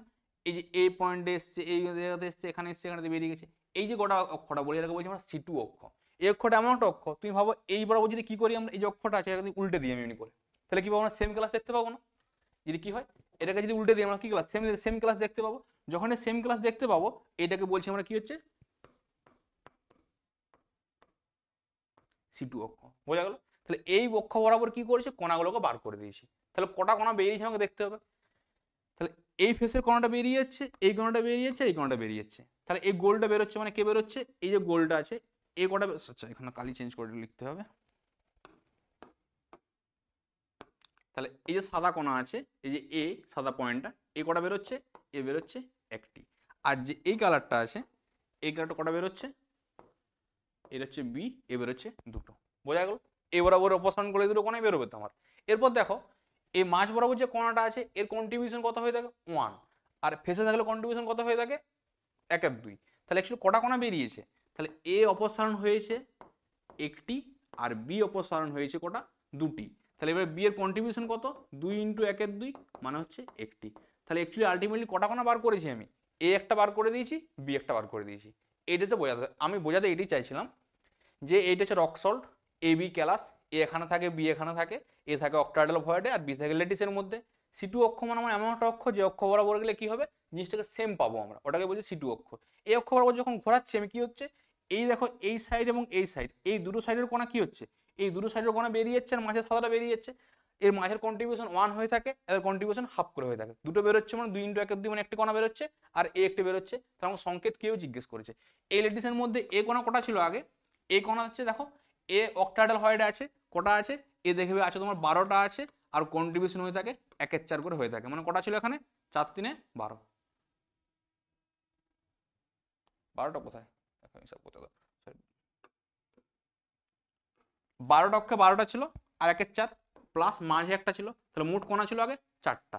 বি এরও মোট কোণা কটা ছিল? 1 এর 2 × 6 প্লাস কত হয়? প্লাস 8 গুণিত 1 এর 8। এক্ষেত্রে কত হয়ে থাকে? এক্ষেত্রে 3 + 1 মানে কোণা সংখ্যা 4। এইটা আমার কোণা সংখ্যা আগে ছিল 4টা এ ছিল, 4টা বি ছিল। তার আগে আমার কোণা সংখ্যা কত ছিল? 4টা এ, 4টা বি। এখন কি হয়েছে? একটা এ আর একটা বি বেরিয়ে গেছে। যেহেতু একটা এ একটা বি বেরিয়ে গেছে, মানে এখন কোণা সংখ্যা কত হবে? এখন কোণা সংখ্যা হবে এ 3 আর বি হবে কত? 3। তাহলে নতুন কোণা সংখ্যা কত হয়েছে? 3:3। তাহলে সংকেত কি হবে? a/b সমান কত হবে 3:3 মানে হচ্ছে 1:1 মানে সংকেত কি হবে এ বি ছিল এ বি এ আমরা পাবো। আশা করি তোমরা বুঝতে পেরেছো। সংকেত ছিল এ অক্ষর পাস করেছি, এগুলো বেরিয়েছে। আগে কণা ছিল 4 4, একটা একটা বেরিয়ে 3 3 হয়েছে, ওদের স্ট্রাকচার 3:3 মানে 1:1 মানে সংকেত a/b থাকবে। আশা করি বুঝতে পেরেছো। ঠিক আছে, বুঝতে না পারো কমেন্ট করবে। ঠিক আছে। ও কি ঝামেলা রে বাবা, এরকম প্রবলেম দেয় কেন, এসে বুঝতে কষ্ট হবে। মানে তোমাদের দেখো তোমাদের C2 এক্সিস ব্যাপারটা নেই না, ওই জন্য সমস্যাটা হয়ে গেছে আর কি। C2 এক্সিস যদি জিনিসটা থাকতো তো তোমরা ইজিলি ভাবে বুঝতে পারতে আর কি। আর নেক্সট কোশ্চেন দেখো, নেক্সট কোশ্চেন কি বলেছে। নেক্সট কোশ্চেন বলেছে কি যে Na প্লাস আয়নের ব্যাসার্ধ দিয়ে দিয়েছে, Cl মাইনাস আয়নের ব্যাসার্ধ দিয়ে দিয়েছে, তাহলে জিজ্ঞেস করছে Na প্লাস আয়নের কোঅর্ডিনেশন সংখ্যা কত হবে। আমরা কি করব, রেডিয়াস রেশিও রুল এইটা ইউজ করব। তাহলে দেখো আমরা যদি কি করি R plus by R minus ratio নিই, আর প্লাস কত হবে তাহলে এখানে 95, এটা কত হবে Cl মাইনাস 181, এটা যদি ক্যালকুলেশন করো, এটা ক্যালকুলেশন করার মানটা কত পাবে 0.524। এই আর প্লাস বা আর মাইনাসের মানের উপর নির্ভর করে আমরা বলতে পারি কোঅর্ডিনেশন নাম্বার কত হয়। যদি আর প্লাস বা আর মাইনাসের মানটা 0.414 থেকে 0.732 হয়ে থাকে, এই মানটা কার মানটা আর প্লাস বাই আর মাইনাস এই মানটা যত হয়ে থাকে তার ক্ষেত্রে কোঅর্ডিনেশন নাম্বার হয়ে থাকে 6। বোঝা গেল আশা করি। যদি মানটা 0.225 থেকে 0.414 হয়ে থাকে তার ক্ষেত্রে কোঅর্ডিনেশন নাম্বার হয়ে থাকে 4। যদি নাম্বারটা 0.732 থেকে 0.992 হয়ে থাকে তার ক্ষেত্রে কোঅর্ডিনেশন নাম্বার হয়ে থাকে 12। এগুলো আমাদেরকে মনে রাখতে হবে, রেডিয়াস রেশিও রুল আছে। আর প্লাস বাই আর মাইনাসের মান কত হলে কত আসছে, আশা করি তোমরা বুঝতে পেরেছো। তো নেক্সট কোশ্চেন দেখো কি বলেছে, বলছে ক্যালসিয়াম পরমাণুর ক্ষেত্রে কি বলে দিয়েছে, ক্যালসিয়াম পরমাণুর ক্ষেত্রে বলে দিয়েছে যে এফসিসি ল্যাটিস আছে, এই এফসিসি ল্যাটিসে ক্লাসিত হয় এল একক কোষের বাহুদ্রব্য বলে দিয়েছে 1% স্কটকি দুটি। কি বলেছে 1% স্কটকি দুটি। দেখো স্কটকি দুটির ফলে কি হয় বলতো, কণাগুলো বেরিয়ে যায়, তাহলে আমার কণার সংখ্যা কমে যাবে স্কটকি দুটির ফলে। স্কটকি দুটি কত পার্সেন্ট দেখিয়েছে 1%। কি ল্যাটিস, এফসিসি ল্যাটিস। এফসিসি ল্যাটিসে কণার সংখ্যা কত হয়ে থাকে জেড সমান 4, তাহলে কণার সংখ্যা তো কমে যাবে এফসিসি ল্যাটিস যেহেতু স্কটকি দুটি দেখাচ্ছে। কত পার্সেন্ট কমছে 1%। কার 1%, 4-এর 1% না, তাহলে কত হবে আসল কণার সংখ্যা 4 মাইনাস 4 গুণিত 1/100, এটা আসবে না 4 গুণিত 4 গুণিত 1/100 আমার যেহেতু 1% স্কটকি দুটি দেখাচ্ছে এখানে, তাহলে যদি বিয়োগ করো তোমার বিয়োগ করলে পাবে হচ্ছে কত 3.9।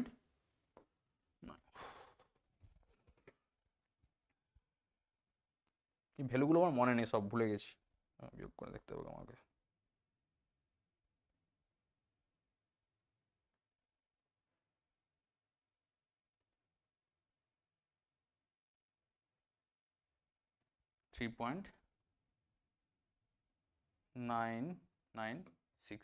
এটা হচ্ছে কি কণার সংখ্যা। তাহলে আমার কি আমরা জানি স্কটকি দুটি দেখালে কণার সংখ্যাটা কমে যায়, তাহলে জেডের মানটা কমিয়ে দিয়েছি।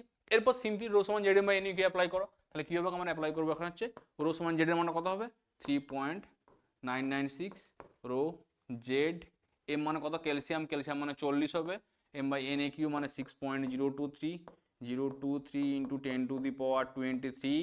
আর কি বলে দিয়েছে 0.556 ন্যানোমিটার মানে কত হবে 0.556 গুণিত 10⁻⁻7 তার হোল কিউব। এটা ক্যালকুলেশন করবে, ক্যালকুলেশন করে দেখবে অ্যান্সার হবে তোমাদের কত 93.3 না, এই ভ্যালুটা আসবে কত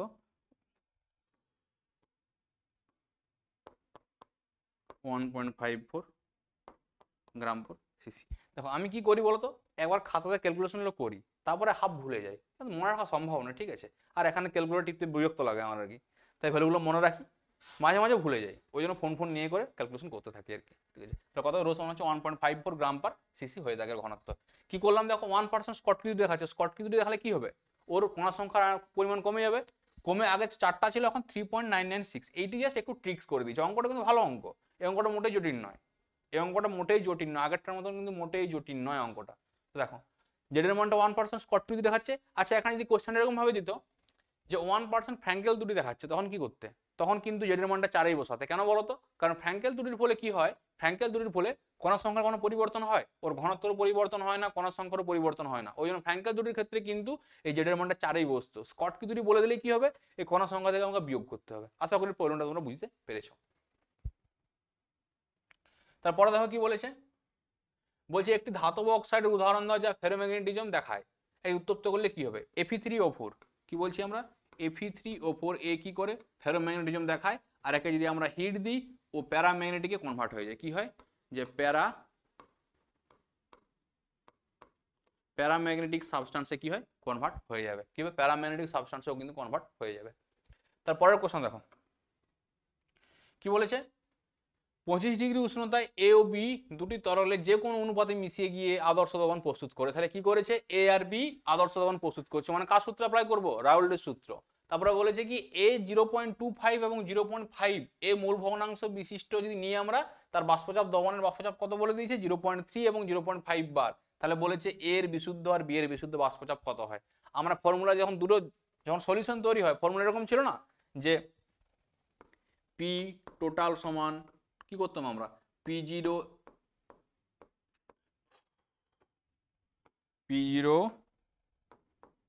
XA প্লাস P0B XB এরকম ফর্মুলা ইউজ করতাম না, তাই না?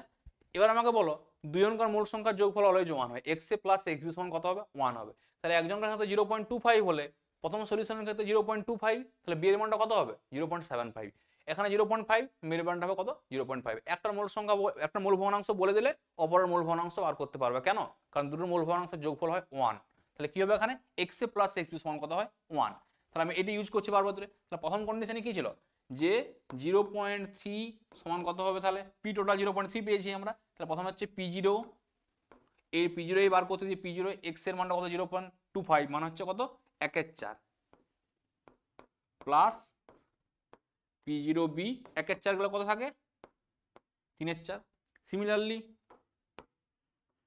কি হবে? 0.4 সমান কত আসবে?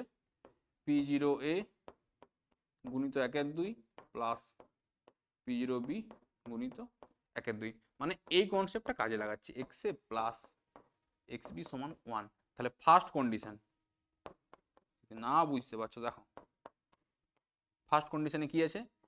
XA সমান কত দিয়ে দিয়েছে? 0.25 মানে 1/4। তাহলে XB সমান হবে 1 মাইনাস 1/4 মানে 3/4। বোঝা গেল? ফার্স্ট কন্ডিশনের প্রেসারটা কত? 0.3। তো এটাতে করছি 0.3 সমান P0A 1/4 কিন্তু P0B 3/4 এইটা। সেকেন্ড কন্ডিশনে কত দিয়েছে? এটা 0.5। তাহলে বিটা কত হবে? 1 মাইনাস 0.5 মানে 0.5 মানে 1/2। ওটাই করেছি, দেখো P0 1/2 1/2 করেছি। দুটো সমীকরণ পেয়ে গেছি, দুটো আননোন আছে, সমাধান করলে অ্যান্সার পেয়ে যাবে। তাহলে এটা হচ্ছে কত নম্বর সমীকরণ?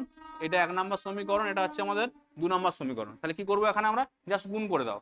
কি করছি? 4 3 12। তাহলে 1.2 সমান কত আসবে?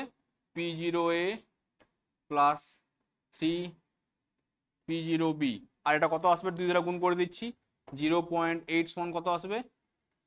P0A plus P0B। এটা এসছে, তুমি কি করো? মাইনাস মাইনাস মাইনাস, এটা কেটে যাবে। তাহলে কি পড়ে থাকবে আমার? 0.4 সমান আসবে 2 P0B, বা আমরা কি লিখতে পারি? P0B সমান 0.2 বার। আর P0B মানে কি? বিশুদ্ধ অবস্থায় বি এর বাষ্পচাপ। তাহলে P0B যদি 0.2 হয় তাহলে এর সমান কত আসবে? অতএব P0 এর সমান আসবে 0.6 বার। আশা করি প্রবলেমটা বুঝতে পেরেছি। P0A পেয়ে গেছি, P0B পেয়ে গেছি, জাস্ট দুটো কন্ডিশন অ্যাপ্লাই করেছি। অঙ্কটা জটিল না, অঙ্কটা সহজ অঙ্ক ছিল। তারপরে দেখো কি বলেছে? সর্বনিম্ন স্ফুটনাঙ্কের এজিওট্রপিক মিশ্রণ কি? উদাহরণ দাও। দেখো এজিওট্রপিক তোমরা নিশ্চয়ই পড়েছিলে যে রাউল্টের সূত্রে একটা দেখা ধনাত্মক বিচ্যুতি, একটা দেখা ঋণাত্মক বিচ্যুতি। যে ঋণাত্মক বিচ্যুতি দেখায় ওই কি করে? সর্বনিম্ন স্ফুটনাঙ্কের এজিওট্রপিক মিক্সার তৈরি করে থাকে। ওইটি লিখেছি এখানে যে পরীক্ষালব্ধ বাষ্পচাপের মান সমউষ্ণতায় রাউল্টের সূত্র থেকে প্রাপ্ত বাষ্পচাপের মান অপেক্ষা কম হলে দ্রবণটি রাউল্টের সূত্র থেকে ঋণাত্মক বিচ্যুতি প্রদর্শন করে। এই নির্দিষ্ট সংযোজিতে মিশ্রণের বাষ্পচাপ সর্বনিম্ন হয়। এই মিশ্রণকে আমরা কি বলে থাকি? সর্বনিম্ন স্ফুটনাঙ্কের এজিওট্রপিক মিশ্রণ বলে থাকি। আর যখন তোমাদেরকে এজিওট্রপিক মিশ্রণ বলবে না, তোমরা কিন্তু অবশ্যই পার্সেন্টেজটা মেনশন করবে। কারণ নির্দিষ্ট সংযুতি, আমি যদি বলি এই ইথানল না, এখানে নাইট্রিক অ্যাসিড আর জল, এর কিন্তু এই পার্সেন্টেজে সর্বনিম্ন স্ফুটনাঙ্ক বিশিষ্ট এজিওট্রপিক মিক্সার তৈরি করেছে। আমি যদি এটাকে 70% 30% করে দিই ও কিন্তু হবে না। তাই এখানে পার্সেন্টেজ লেখাটা অবশ্যই মানে জরুরি, পার্সেন্টেজ অবশ্যই লিখতে হবে এখানে। পার্সেন্টেজ যদি না লিখো তাহলে কোনো দামই রইলো না, কারণ নির্দিষ্ট সংখ্যা যদি বলে দিয়েছে না, তাহলে অবশ্যই কিন্তু এখানে পার্সেন্টেজটা মেনশন তোমরা করবে। তারপর পড়া কি বলেছে দেখো, বলছে এটা গ্যালভানীয় কোষের পরাবর্ত কোষ রূপে আচরণের জন্য শর্তগুলি লেখো। আমাকে জিজ্ঞাসা করো শর্তগুলি কি কি হবে। দেখো একটা কোষ কখন রিভার্সিবল বা পরাবর্ত কখন হয়ে থাকে, যখন তিনটে কন্ডিশন মেনে চলে। প্রথম কন্ডিশন কি, যে বাইরের বিভব আর কোষের ভিতরের বিভব সমান যখন হয়ে যাবে, কোনো দিকে কোনো বিক্রিয়া হবে না, কোনো কারেন্ট উৎপন্ন হবে না, এই কন্ডিশন যখন মানবে। আর কি কন্ডিশন, যদি দেখা গেল এটা ফার্স্ট কন্ডিশন দেওয়া আছে। দেখো সেকেন্ড কন্ডিশন কি, আমি কি বলছি বহিস্থ বিভব, যে বাইরের বিভবটা আছে, মানে কোষের একটা ভিতরে বিভব থাকে, আমি বাইরে থেকে একটা বিভব দিচ্ছি, বাইরের বিভবটা যদি কম হয় তাহলে কি হবে, কোষটি কিন্তু স্বতঃস্ফূর্তভাবে বিক্রিয়া করবে এবং সেখানে কারেন্ট উৎপন্ন হবে। দেখো বহিস্থ বিভবের মান কমানো হলে পরীক্ষাধীন, যেটা কাজ করছি আমি, ওই পরীক্ষাধীন কোষের অভ্যন্তরণে স্বতঃস্ফূর্ত কোষ বিক্রিয়া সংগঠিত হবে এবং এর তড়িৎ উৎপাদন সম্ভব হবে। যদি 3 নম্বর কন্ডিশন কি, যদি বাইরের বিভবটাকে আমি যদি বেশি করে দিই, কার তুলনায়, পরীক্ষার বিভব যে হচ্ছে তার তুলনায়, তখন কি হবে, তখন বিক্রিয়াটা উল্টো দিকে সংগঠিত হবে এবং কি হবে, ওখানে কোনো রকম কোনো তড়িৎ উৎপাদন হবে না। এই তিনটে কন্ডিশন যদি মেনে চলে কোনো একটা কোষ, তবে সেই কোষটাকে বলি হচ্ছে আমরা কি, রিভার্সিবল বা পরাবর্ত কোষ। পরাবর্ত কোষের হচ্ছে শর্ত, যেটা কোষের পরাবর্ত কোষের আচরণের শর্ত কি, এই তিনটে কন্ডিশন মানতে হবে, তবে কিন্তু সে কি হবে, পরাবর্ত কোষ হবে। এটা এটা এবং এটা। তারপর দেখো কোশ্চেন দিয়েছে কি, এই কোশ্চেনটা তোমাদেরকে বলে দিয়েছে এরকম ভাবে যে স্বতঃস্ফূর্ত হবে কি হবে না ব্যাখ্যা করো। তোমরা এই টাইপের কোশ্চেন করেছো, আশা করি করতে পারবে। সেম টাইপের কোশ্চেন, তাই তোমাদের ভরসা আমি ছেড়ে দিচ্ছি, এই কোশ্চেন করতে পারবে। একটা জিনিস এখানে চেঞ্জ করতে হবে, এই ভ্যালুটা দেওয়া আছে, দেখো এই ভ্যালুটা কিসে দিয়েছে, Fe/Fe2 প্লাস জারণ বিভব দেওয়া আছে, তোমরা সবসময় বিজারণ বিভবে ইউজ করো, তাহলে কি হবে, এই ভ্যালুটাকে কনভার্ট করে লিখবে কি এখানে, এই ভ্যালুটাকে কনভার্ট করে লিখবে হচ্ছে কি লিখবে, যে E0 Fe2 plus oblique Fe সমান কত হবে, -0.44 ইলেকট্রন ভোল্ট। ঠিক আছে, ইলেকট্রন ভোল্ট কত হয়, এত ভোল্ট। এটি চেঞ্জ করতে হবে। আর এর মানটা তো বিজারণ বিভবে দেওয়াই আছে, কারণ আমরা ব্যবহার করি না E0 সেল সমান E cathode minus E anode, ওই দুটোর বিজারণ বিভব ইউজ করি। এখানে জারণ বিভব দিয়ে দিয়েছিল, তোমাকে চেঞ্জ করতে হবে। কেউ যদি চেঞ্জ না করে তাহলে কিন্তু উত্তর ঠিক হবে না, বোঝা গেল। তারপরে জিজ্ঞেস করেছে দ্রবণের লঘুতার সাথে গাঢ়ত্ব মোলার গাঢ়ত্বের মান কিভাবে পরিবর্তিত হয়, SC 52 আছে, দেখে নেবে। যারা নতুন ভিডিও দেখোনি এখনো অবধি, যেগুলো পেজগুলো মেনশন করছি, ওই পেজে গিয়ে গিয়ে ভিডিওগুলো দেখবে, সাথে লাইক করবে এবং কমেন্টও করবে। তারপরে কি বলেছে, জ্বালানি কোষে ক্যাথোড এবং অ্যানোডের তড়িৎদ্বার বিক্রিয়াগুলি লিখতে বলেছে। বিক্রিয়াগুলো দেখো, ক্যাথোডে কি বিক্রিয়া হয়ে থাকে, অ্যানোডে কি বিক্রিয়া হয়ে থাকে বলা আছে। 2H2 gas plus 4OH minus aqueous কি করে, যখন যুক্ত হয়ে উৎপন্ন করে 4H2 লিকুইড প্লাস 4 ইলেকট্রন, আর দেখে কি হয়, oxygen gas plus 2H2 liquid plus 4 electron থেকে কি হয়, 4OH মাইনাস, যোগ করে পেয়েছি কি আমরা 2H2 gas plus O2 gas থেকে 2H2 লিকুইড। এটা হচ্ছে মেন বিক্রিয়া, অ্যানোড বিক্রিয়া, ক্যাথোড বিক্রিয়া। জ্বালানি কোষটা ভালো করে মনে রাখবে, কিন্তু জ্বালানি কোষটা পরীক্ষায় মাঝে মাঝে জিজ্ঞেস করে দেয়, জ্বালানি কোষের ব্যবহার, জ্বালানি কোষের অ্যানোড এবং ক্যাথোডের বিক্রিয়া, এটা ইম্পর্টেন্ট কোশ্চেন কিন্তু। তারপরে দেখো জিজ্ঞেস করেছে কি, বায়ার পদ্ধতিতে বক্সাইড থেকে বিশুদ্ধ অ্যালুমিনিয়াম প্রস্তুতির পদ্ধতি সংক্ষেপে লিখো। এই যে পদ্ধতি দেওয়া আছে, প্রচুর বড় পদ্ধতি, ঠিক আছে, তোমরা পদ্ধতিটা বসে লিখো। ঠিক আছে, সরে যাচ্ছি আমি, স্ক্রিনশট করে নাও দিয়ে লিখো।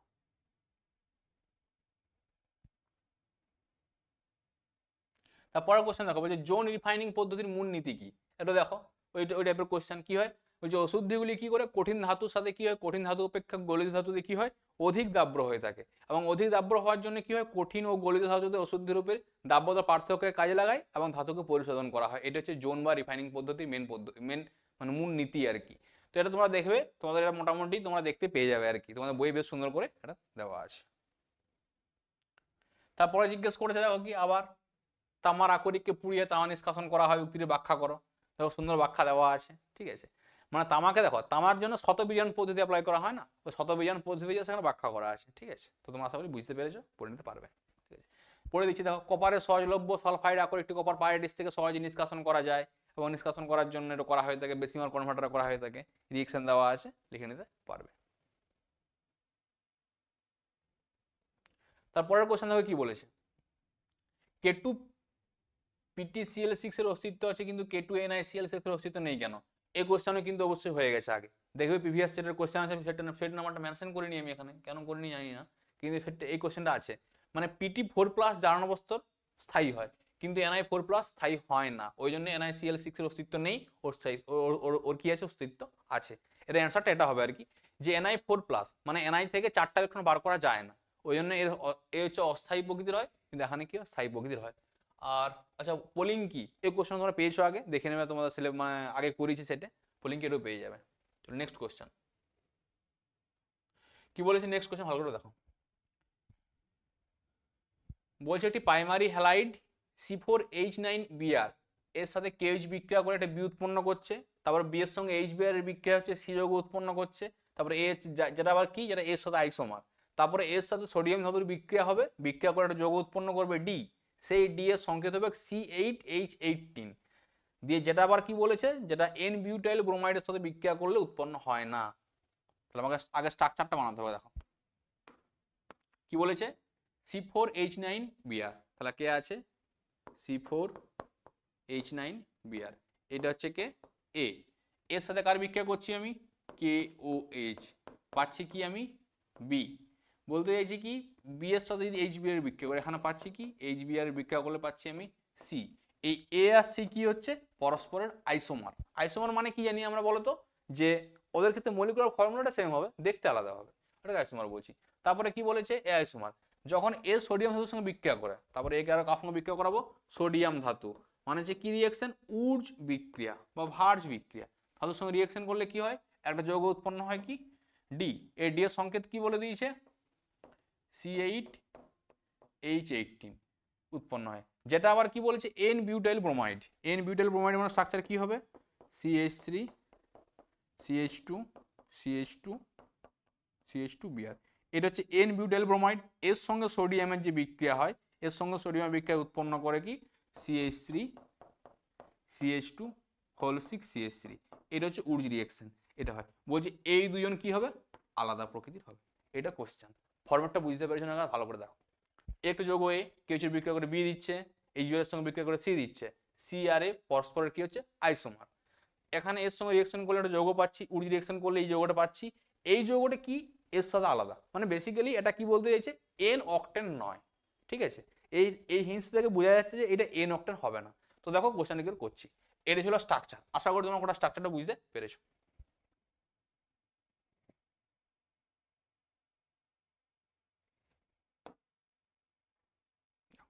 এরপরে কি করবো আমরা, যেটা আছে পরপর করে দেখো, তো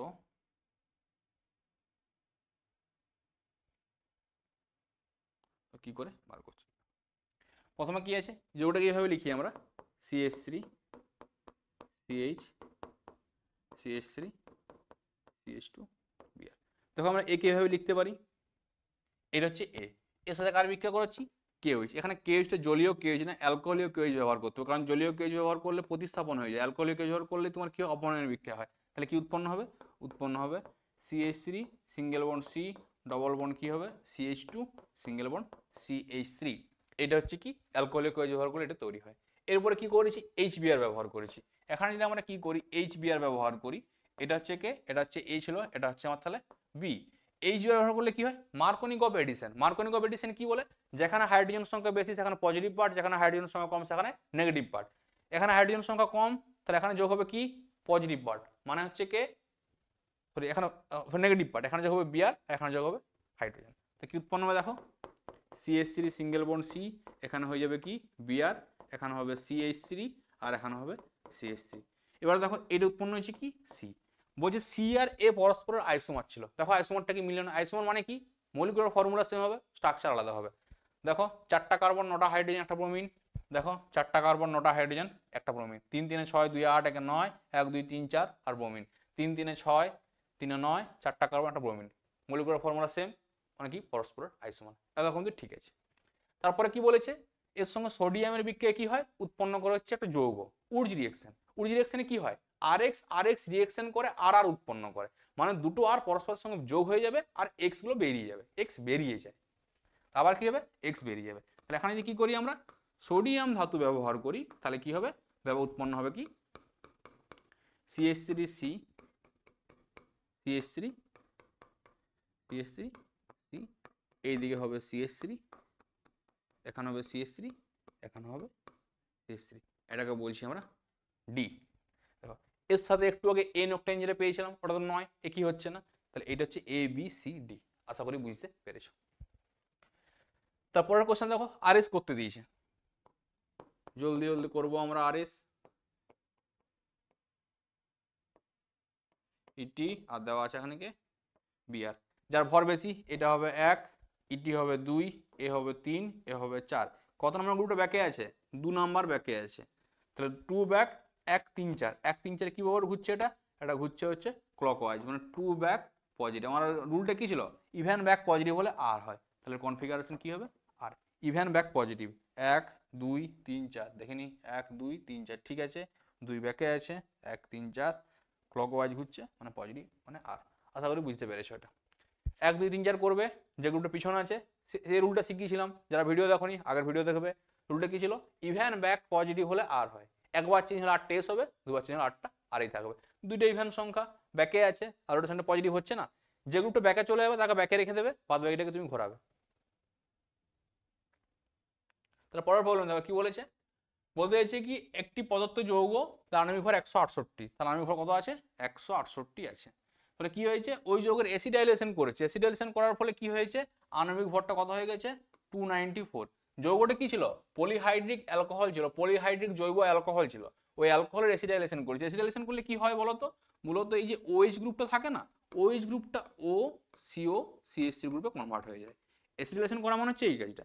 এখানে ভর কত 17, এখানে ভর কত, দুটো অক্সিজেন মান হচ্ছে কত 16 16 32, আর দুটো কার্বন মান হচ্ছে 24, 32 আর 24 হচ্ছে 56 কে 56 দিন 59, তাহলে কত হচ্ছে এটা 59। তাহলে ভরটা 17 আর 59। তাহলে একটা জিনিস দেখো, অ্যাসিডাইলেশন করা মানে কি হচ্ছে, OH গ্রুপটা কনভার্ট হচ্ছে ও সিও CH3 গ্রুপে কনভার্ট হচ্ছে, তাহলে ভরটা 17 থেকে কত হচ্ছে 59। তাহলে ভরের বৃদ্ধি কত হচ্ছে, ভরের বৃদ্ধি হচ্ছে 42।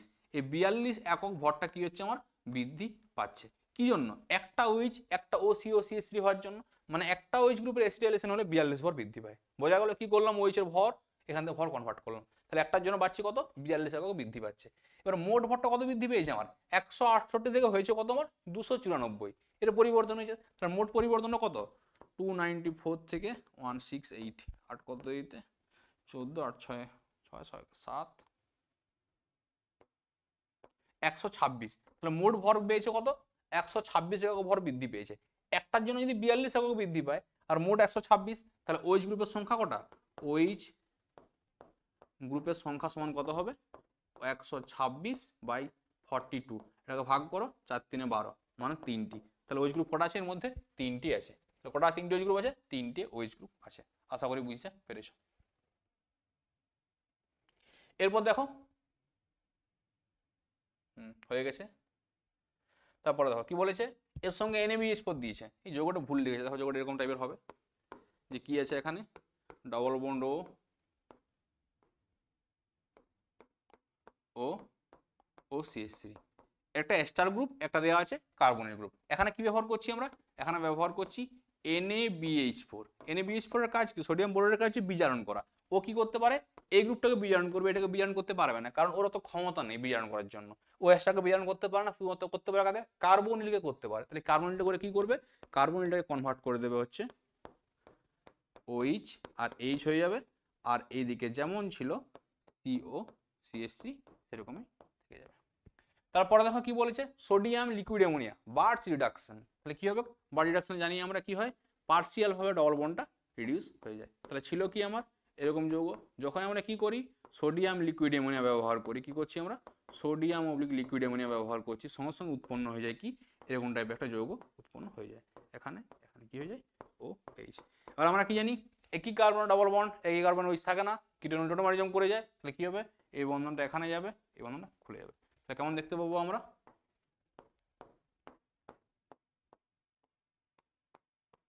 এই কম্পাউন্ড তৈরি হয়। বোঝা গেল আশা করি, উঠে যাচ্ছে কেন। তারপরের কোশ্চেন দেখো, মিশাইনি তো না, কি বলেছে স্যালিসাইলিক অ্যাসিড থেকে একবার দিয়েছি কি ফেনল, চলো জলদি করে করো। তাহলে প্রথমটাতে কি উৎপন্ন হবে, প্রথমটা উৎপন্ন হবে OH, এখানটাতে হয়ে যাবে কি CO ও PH, এইটা হচ্ছে C, আর ডিতে কি হবে অ্যাসপিরিন। বহুবার করিয়েছি তোমাদেরকে, তাই আর আমি ভেঙে ভেঙে বারবার ধরে বলছি না, এগুলো বহুবার হয়েছে, ঠিক আছে। যারা যারা ভিডিও দেখোনি তারা তারা আগের ভিডিও দেখে নেবে, তাহলে ওয়েট করো, আসছে ধামাকা, তখন ওয়ান শটে দেখে নেবে, ঠিক আছে। তারপরে বলেছে দেখো C4H10O আণবিক ভর বিশিষ্ট সমবায়বী অ্যালকোহলগুলির ক্রমবর্ধমান স্ফুটনাঙ্ক অনুসারে সাজাও। তাহলে আমাকে কি বলেছে, একটা বলেছে C4H10O, এই আণবিক সংকেত বিশিষ্ট যতগুলো অ্যালকোহল পাবো সেই অ্যালকোহলগুলো আমাকে বলেছে কি বেশিছে, স্ফুটনাঙ্কের বেশিতে সাজাতে বলেছে।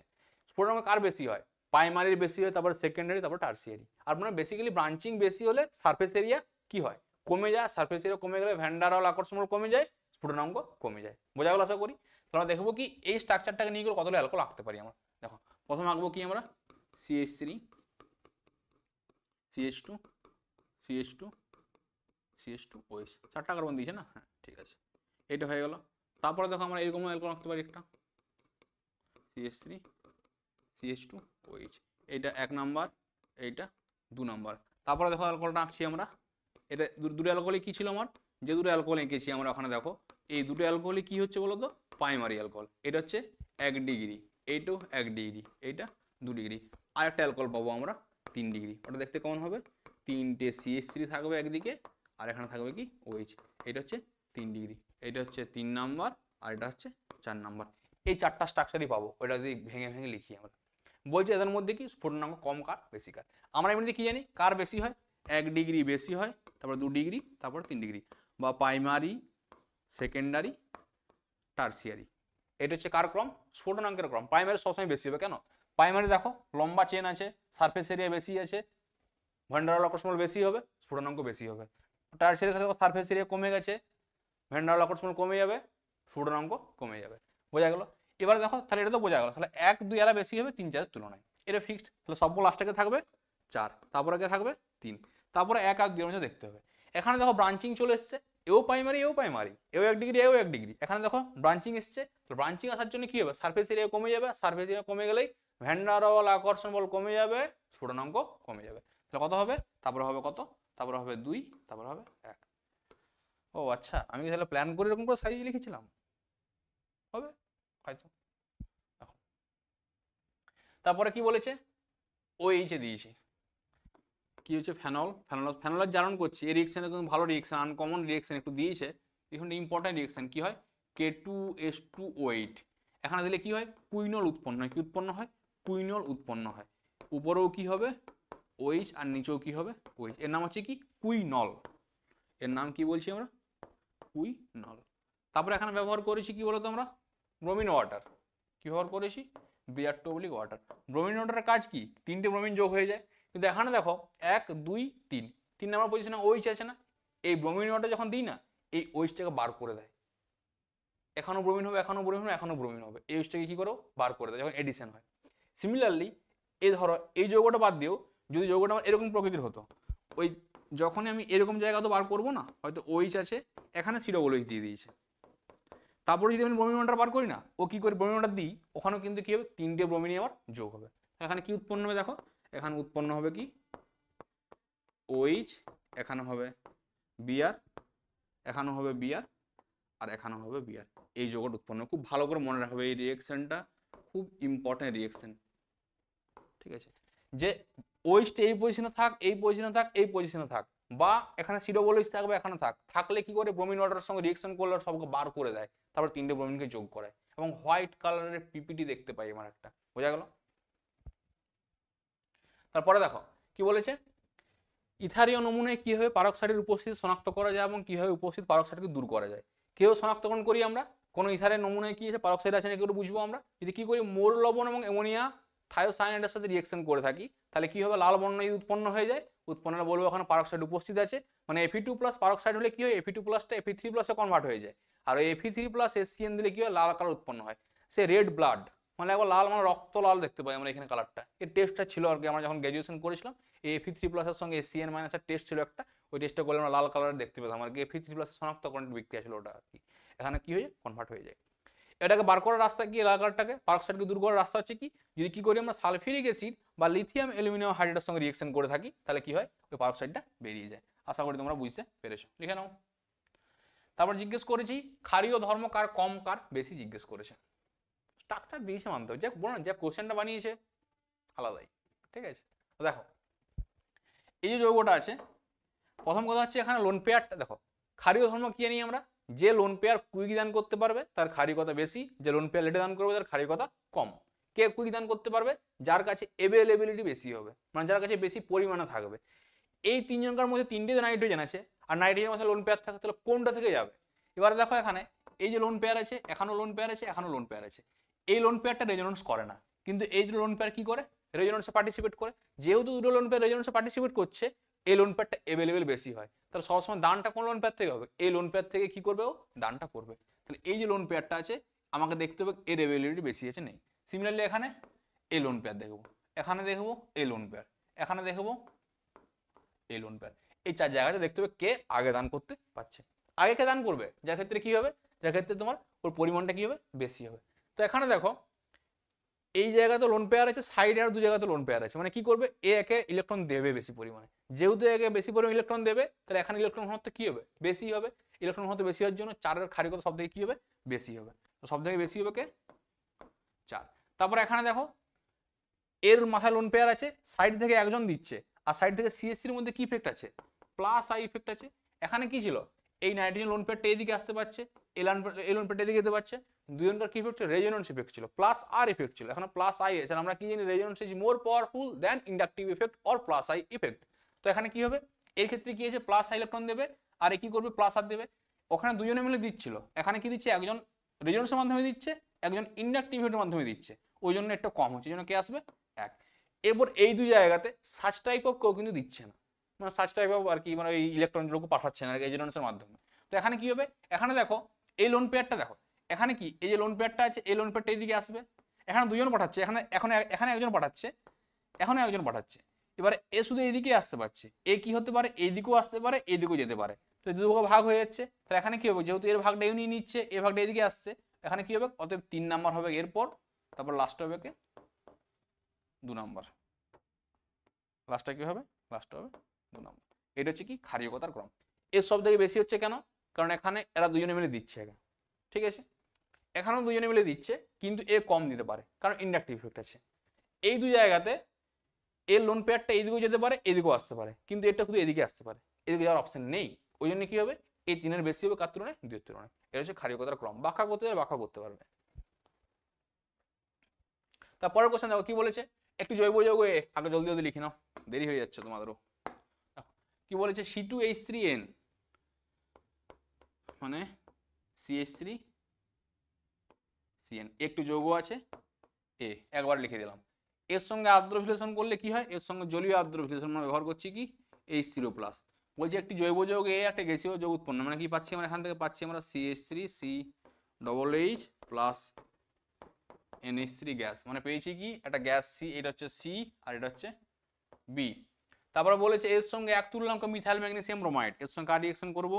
মিথাইল ম্যাগনেসিয়াম ব্রোমাইড, মানে CH3MgBr। রিয়েকশন করলে কি উৎপন্ন হয়? উৎপন্ন হয় CH3C ডবল বন্ড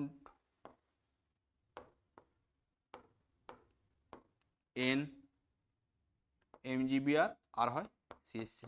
মানে অ্যাকচুয়ালি আছে কি জিনিসটা জানো তো?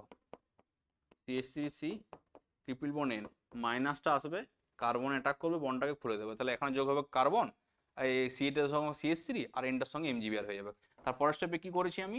ব্যবহার করেছি H3O+, তাহলে উৎপন্ন কি হবে? এখান থেকে এসিটোন CH3CO CH3 উৎপন্ন হয়েছে। তাহলে বলেছি ঠিক আছে, এটা হচ্ছে কি? ABCD, তারপর উৎপন্ন হয়েছে E। বলছি এর সাথে আমরা যদি কি করি? I2NH দিই, কি ব্যবহার করছি এখানে?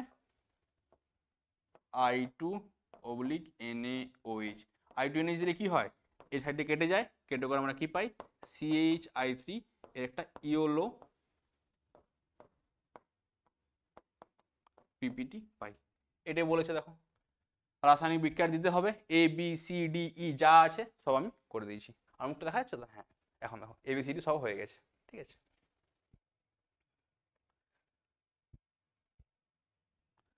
তারপরে দেখো কি বলেছে, কি দিয়েছে? CN মানে সায়ানোবেনজিন। সায়ানোবেনজিনে কি ব্যবহার করেছি আমরা? প্রথমে ব্যবহার করেছি হচ্ছে SnCl2 স্টিফেন রিয়েকশন। বল স্যার স্টিফেন রিয়েকশন ভুলবো না, রিলিসের স্টিফেন রিঅ্যাকশন মনে রাখার প্রসেস শিখেছো না? ওনাকে শুনেছি নাকি স্টিফেন রিঅ্যাকশন মনে রাখার জন্য সেই একটা রিলস ভাইরাল হয়েছিল যে কীভাবে স্টিফেন রিঅ্যাকশন মনে রাখতে হয়। ঠিক আছে, আমিও দেখি দেখা কি উৎপন্ন হবে এখানে, মানে দেখি না, ফিডে চলে এসেছিলো আর কি। ঠিক আছে, উৎপন্ন হবে কি, বেঞ্জিনের মাথায় সিএন থাকলে কি হয়ে যায় সিএইচ, এই রিঅ্যাকশনটাকে স্টিফেন রিঅ্যাকশন বলে, তাহলে কি হয়ে যায় সিএনটা সিএইচও হয়ে যায়। রাশিয়ান বিজ্ঞানী ছিল স্টিফেন। তারপর ব্যবহার করেছি আমরা CH3CO(2O), তারপরে দিয়েছি কি এখানে CH3COON। এটা ব্যবহার করলে কি হয়ে যায়, এটা যে পার্কিন বিক্রিয়া, পার্কিন বিক্রিয়া করলে কি হয়ে যায় সিনামিক অ্যাসিড উৎপন্ন হয়, CH double bond CH single bond C double OH, এটা উৎপন্ন হয়। তারপরের স্টেপে কি দিয়েছি হাইড্রোজেন অবলিক প্যালাডিয়াম কার্বন, এটা দিলে কি হয়ে যাবে বিজারণ হয়ে যাবে, তাহলে CH2 C ডবল OH, এইটা উৎপন্ন হবে। বোঝা গেল আশা করি। দেখো প্রথম স্টেপে কি করেছি আমরা, এখানে ব্যবহার করেছি Stephen reaction SnCl two HCl গাঢ় HCl আর জল, আমরা জল হিট দিতে হয় একটু আর কি, হিট দিলে কি হয় এখানে সিএনটা কনভার্ট হয়ে যায় CH হয়। তারপর পার্কিন বিক্রিয়া করছি, পার্কিন বিক্রিয়া করলে কি হয়ে যায় CH কনভার্ট হয়ে যাচ্ছে সিনামিক অ্যাসিডে, CH double bond CH single bond C double OH। তারপরে হাইড্রোজেন প্যালাডিয়াম দিয়েছি, ওর কাজ হচ্ছে বিজারণ করা, ও কি করবে ডবল বন্ডটাকে বিজারণে কনভার্ট করে CH ডবল বন্ড CH2 করে দিয়েছে। এরপরে কি হয়েছে দেখো, এরপরে এখানে সিতে কিছু দেওয়া নেই, তারপর ডিতে LCl3 দিয়েছে। তো এখানে কি হবে, সিতে কি ব্যবহার করেছে ওরা, এরকম এমনিতেই কোশ্চেনটা, তারপর যদি প্রিন্ট মিস থাকে মানে বুঝতেই পারছো, এমনিতেই মানে সেই গোদের উপর বিস্ফোরা, এটা করা যাবে না এখানে কিছু। সিতে কি দিয়েছে, সিতে কি দিতে পারে এখানে, LCl3 দিয়েছে দেখো। আচ্ছা এখানে যদি HBZ করি, আমরা কি করছি HBZ বিক্রিয়া, এটা হতে পারে, করবো কি না করবে সি করে দিই, তাহলে কি হবে এখানে CH2 CH C double OH, এখানে হয়ে যাবে তোমার বিআর, তারপরে LCl3 দিয়েছে, যদি LCl3 তো সবসময় স্টেবল উৎপন্ন হয়ে থাকে, মানে তখন উৎপন্ন হয়ে যাবে এটা CH2 ডবল OH বিআর। এটা একটা চান্স আছে, মানে আমার মনে হলো এরকম হতে পারে আর কি। ঠিক আছে, এখানে যদি HBZ করি তাহলে কি হবে, যে কার্বনটাতে কি জানি আমরা, যে কার্বনটাতে সিডোবলিদের সঙ্গে যোগ আছে এটাকে কি বলছি আমরা, এটাকে বলছি হচ্ছে তোমার আলফা কার্বন, এটাকে কি বলছি আমরা আলফা কার্বন। এই আলফা কার্বনে কি হবে, আলফা কার্বনটা হাইড্রোজেন বেরিয়ে যাবে, একটা ব্রোমিন যোগ হবে, HBZ রিঅ্যাকশন করলে লাল ফসফরাস আর I2 ব্যবহার করি আমরা। তারপরে যদি কি করি আমরা, তারপরে আমরা যদি এখানে LCl3 দিই, তাহলে এটা হচ্ছে এটা স্টেবল না, বেঞ্জালিক পজিশনে বেশি স্টেবল হয়, তাহলে বিয়ারটা এখানে শিফট করে যায়, এটা উৎপন্ন হওয়ার চান্স আছে একটা, মানে এটা হতে পারে আর কি। এখান থেকে এখন অবধি আমি জানি না, এখান থেকে কোশ্চেনে কিছু দেওয়া নেই এখানে হচ্ছে, তাই এটা হচ্ছে আমি ইংলিশ লিখছি, এটা হচ্ছে আমি করেছি। ঠিক আছে, এই জায়গাটা কিছু দেওয়া নেই, কি হবে বোঝা যাচ্ছে না। ঠিক আছে, তারপরে কোশ্চেন দিয়েছে 2,6-NN টেট্রামিথাইল এনিলিনের সঙ্গে বেঞ্জিন ডাইজোনিয়াম ক্লোরাইডের কাপলিং হয় না কেন। কাপলিং ইচ্ছে হয়নি তাই কাপলিং হয়নি, জোর করে কি করানো যায় নাকি কাপলিং, কেন কাপলিং হয়নি, এর যৌগটার ইচ্ছে হচ্ছে না কাপলিং করার, তাই কাপলিং হচ্ছে না, তাই না? যেমন তোমাদের পড়তে ইচ্ছে করছে না এখন, যত দিন যাচ্ছে এই যে সামনে আসছে। দেখো কাপলিং বিক্রিয়া করার জন্য কি হয় ঘটনা বলো তো, ওই উপরে অক্সিজেন বা নাইট্রোজেন থাকে, ওই লোন পেয়ারটা কি করে বেঞ্জিনের মধ্যে প্রবেশ করে, তারপরে অর্থ বা প্যারাপোজিশন অ্যাটাকটা করে, মানে এই ইলেকট্রনটা এখানে আসবে, তারপরে এখানে কি হবে, এখানে ইলেকট্রনটা আসে, তারপরে এখানে থাকে এইভাবে, এই ইলেকট্রনটা এখান দিয়ে ঘুরে হয় এখান দিয়ে অ্যাটাক হয়, বা ইলেকট্রনটা এখানে এসে করে এখান দিয়ে অ্যাটাক হয়, এই দুটো অ্যাটাকটা হয়। একটা হওয়ার জন্য কি লাগবে আমার, লোন পেয়ার লাগবে, তাই তো লোন পেয়ারটাকে বেঞ্জিনে ঢুকতে হবে। এরপর যে মেন ঘটনাটা দেখা যাচ্ছে কি হয়ে থাকে, এই যে নাইট্রোজেন আছে না, এই যে বড় বড় গ্রুপ আছে CH3 এই চারটা বড় বড় গ্রুপ কি করে, এদের নিজেদের মধ্যে কি করে প্রচুর রিপালশন করে, কি করে প্রচুর বেশি রিপালশন করে, এত বেশি রিপালশন করে না যে নাইট্রোজেনটা, দেখো বেঞ্জিন মানে কি sp2 কার্বন, তাহলে ওটা কি থাকে এরকম প্লেনার থাকে, এরকম থাকে কি প্লেনার থাকে। এরপর যৌগটা কি হয়েছে, এই প্লেনার যৌগটা থাকার জন্য মানে ধরো এরকম প্লেনার অবস্থায় আছে, এরপর উপরে যেটা আছে না এই NCH3 এ কিন্তু এরকম একই প্লেনে ছিল, এখন কি হয়েছে এই NCH3 গ্রুপটা এই এত স্টেরিক ইফেক্ট থাকার জন্য কি ঘটনাটা ঘটেছে, এই গ্রুপগুলো আউট অফ প্লেন হয়ে যায়। মানে সিচুয়েশন এরকম ভাবে ভাবো যে এইটা বেঞ্জিন, এটা বেঞ্জিন আছে, এখানে কি ছিল NCH3 প্যারালাল ছিল, এখন কি হয়েছে এমনভাবে স্টেরিক ক্রাউডিং হয়েছে, এরকম অবস্থা চলে এসেছে, তাহলে এখন কি আউট অফ প্লেন হয়ে গেছে, আউট অফ প্লেন হওয়ার জন্য কি হয়, এই জিনিসটা আছে এই তখন ইলেকট্রনটার বেঞ্জিনিংয়ে ঢুকতে পারে না, যেহেতু ইলেকট্রনটা বেঞ্জিনিংয়ে ঢুকতে পারছে না, ওই জন্য কি হয় ওই জন্যই কাপলিং বিক্রিয়া অংশগ্রহণ করে না। তাহলে অ্যান্সার কি লিখবে এখানে? অ্যান্সার লিখবে যে এই 4টা CH3 গ্রুপ বা 4টি মিথাইল গ্রুপ উপস্থিত থাকার কারণে এই বেঞ্জিন রিংয়ে যে নাইট্রোজেন লোন পেয়ারটা আছে, যে নিঃসঙ্গ যে ইলেকট্রনটি আছে, ওই ইলেকট্রনটা বেঞ্জিন রিংয়ে প্রবেশ করতে পারে না। যেহেতু বেঞ্জিন ইলেকট্রন প্রবেশ করতে পারে না, তাই কি হয়, তাই এখানে কাপলিং বিক্রিয়া অংশগ্রহণ করে না। আশা করি তোমরা এটা বুঝতে পেরেছো। তারপরে জিজ্ঞেস করেছে দেখি গ্লাইকোসাইডিক লিঙ্কেজ বলে কি বোঝো, SC38 এর কোশ্চেনটা পেয়ে যাবে। তারপরে বলেছে কি একটি গ্লাইকোসাইডিক লিঙ্কেজ অঙ্কন করে দেখাও। ডি গ্লুকোজ আর ডি ফ্রুক্টোজ যুক্ত হয়ে এগুলো উৎপন্ন করে সুক্রোজ। ওই সুক্রোজের হচ্ছে এটা স্ট্রাকচার, এ দেখো হচ্ছে গ্লাইকোসাইডিক লিঙ্কেজ, লিখে নিতে পারবে। তারপরে জিজ্ঞেস করেছে শনাক্তকরণ করতে বলেছে। ফিনাইল হাইড্রোজেন ব্যবহার করেছি। কি ব্যবহার করেছি? Phenyl hydrogen. এক্সেস দিয়েছি। এই রিঅ্যাকশন তোমরা আগেও পড়েছিল, আগে অনেকবার এসছে। কি উৎপন্ন হবে? অসাজন উৎপন্ন করবে। খুব ইম্পর্টেন্ট রিঅ্যাকশন, কিন্তু গ্লুকোজ আর ফ্রুক্টোজ মেশাতে ভালো করে মনে রাখবে এটা, ঠিক আছে? এই যে কোশ্চেনটি আছে, এই কোশ্চেন তোমাদের সিলেবাসে নেই। কাইনেটিক্সের এই কোশ্চেন তোমাদের সিলেবাসে নেই। মানে এটা হচ্ছে সেই যারা গ্র্যাজুয়েশন করছে তারা ভালো বুঝতে পারবে, যে কেমিস্ট্রি স্যার আর কি, তারা ভালো বুঝতে পারবে এখানে কি করেছে। মানে এটা স্টেডি স্টেট বা ইকুইলিব্রিয়াম অ্যাপ্রক্সিমেশন ইউজ করতে হয়। সে বিশাল বড় ডেরিভেশন আছে, একটা ডেরিভেশন করতে হয়, তারপরে হয় স্টেডি স্টেট বা ইকুইলিব্রিয়াম অ্যাপ্রক্সিমেশন যে কোনটা দিয়ে যাবে সেটা বার করতে হয়, তারপরে ডেরিভেশন করতে হয়, দিয়ে রেড লগে বার করতে হয়। এটা তোমাদের সিলেবাসের বাইরের কোশ্চেন। এই কোশ্চেন সিলেবাসের বাইরে। এখন অবধি বাকি যেগুলো কোশ্চেন দেখেছিল কিন্তু সিলেবাসের বাইরে ছিল না। এই কোশ্চেনটা একমাত্র কি দিয়েছে? সিলেবাসের বাইরে থেকে দিয়েছে। তাই এই কোশ্চেন তোমাদের না করলেও মোটামুটি চলবে, এই কোশ্চেন করার দরকার নেই। তাই এই কোশ্চেনটা আমি পুরোপুরি স্কিপ। চলো তারপরের কোশ্চেন দেখো কি বলেছে। একটি প্রথম ক্রম বিক্রিয়া 300 কেলভিন উষ্ণতায় 15% সম্পন্ন হওয়ার জন্য যে সময় লাগে তা ওই বিক্রিয়া 600 কেলভিন উষ্ণতায় 30% সম্পন্ন হওয়ার সময়ের সঙ্গে সমান। তাহলে বলেছে কি হার ধ্রুবকের মান আর সক্রিয়করণ শক্তি গণনা করতে বলেছে। হার ধ্রুবকটা 400 কেলভিন উষ্ণতায় গণনা করতে বলেছে।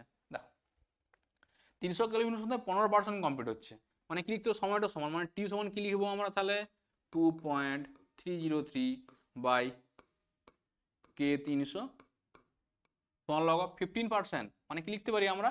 উপরটা হবে তোমার কত? 100 আর নিচটা হবে 85।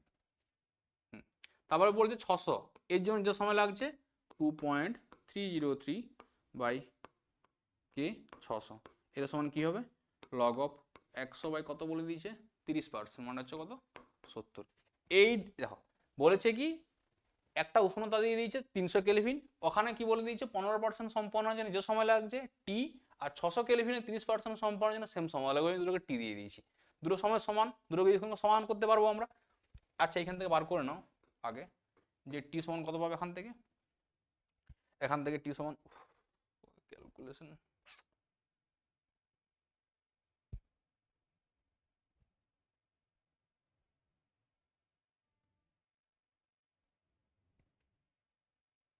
এক্ষেত্রে টি সমান পাবে হচ্ছে কত? 0.1625 বাই কে 300, আর এখান থেকে টি সমান কত পাবে?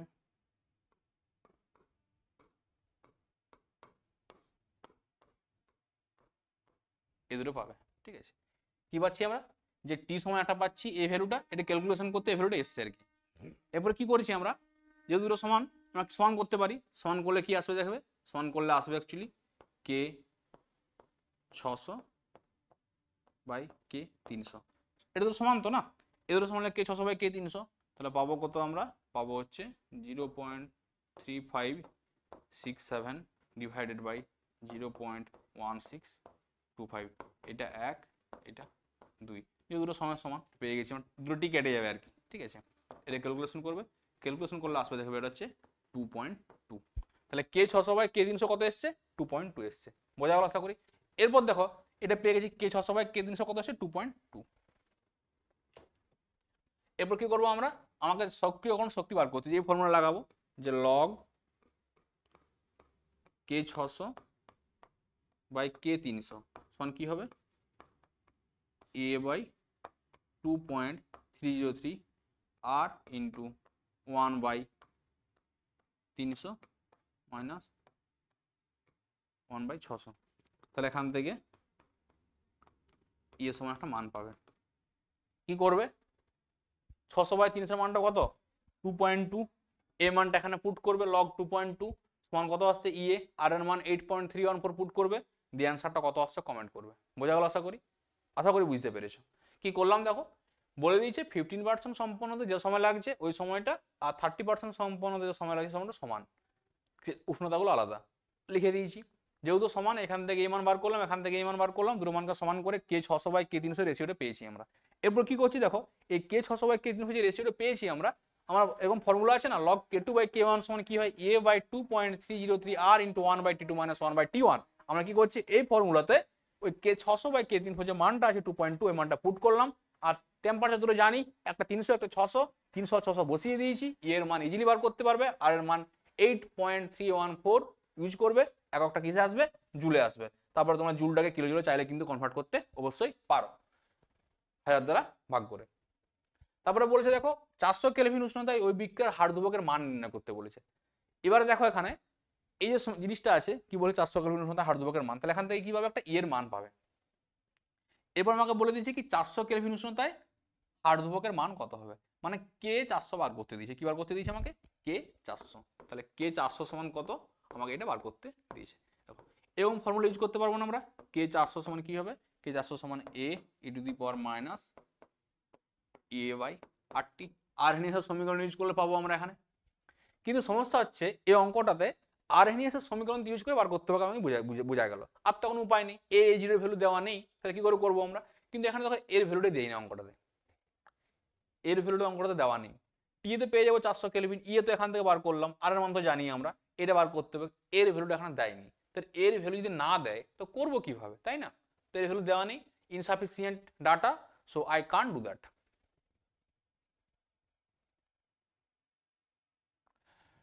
তারপরের কোশ্চেন দেখো, বলছে কোন শর্তে বিক্রিয়ার ক্রম ও আণবিকতা সমান হয়। কোন শর্তে, যখন কি হয়, যখন বিক্রিয়াটা কি হয়ে যাবে শূন্য ক্রম বিক্রিয়া হবে, শূন্য ক্রম বিক্রিয়ার ক্ষেত্রে ক্রম আর আণবিকতা কি হয়ে যায় সমান হয়ে যায়, ঠিক বলছি কি হবে।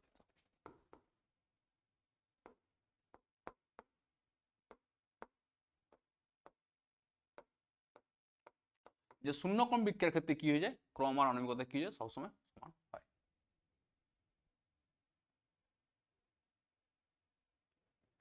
তারপরে দেখো একটা গাঢ়ত্ব লেখচিত্র দিয়েছি, লেখচিত্র কেমন দেখতে, কনসেন্ট্রেশন কমছে, এদিকে সি, এদিকে কি দেওয়া আছে টি, আর এটা নিশ্চয়ই কি হবে C0 হবে, ঠিক আছে। বলছে বিক্রিয়ার ক্রম কত, শূন্য ক্রম, কি হয়ে থাকে এটা শূন্য ক্রম হয়ে থাকে, বিক্রিয়ার ক্রম হচ্ছে কত শূন্য ক্রম বিক্রিয়া হয়ে থাকে।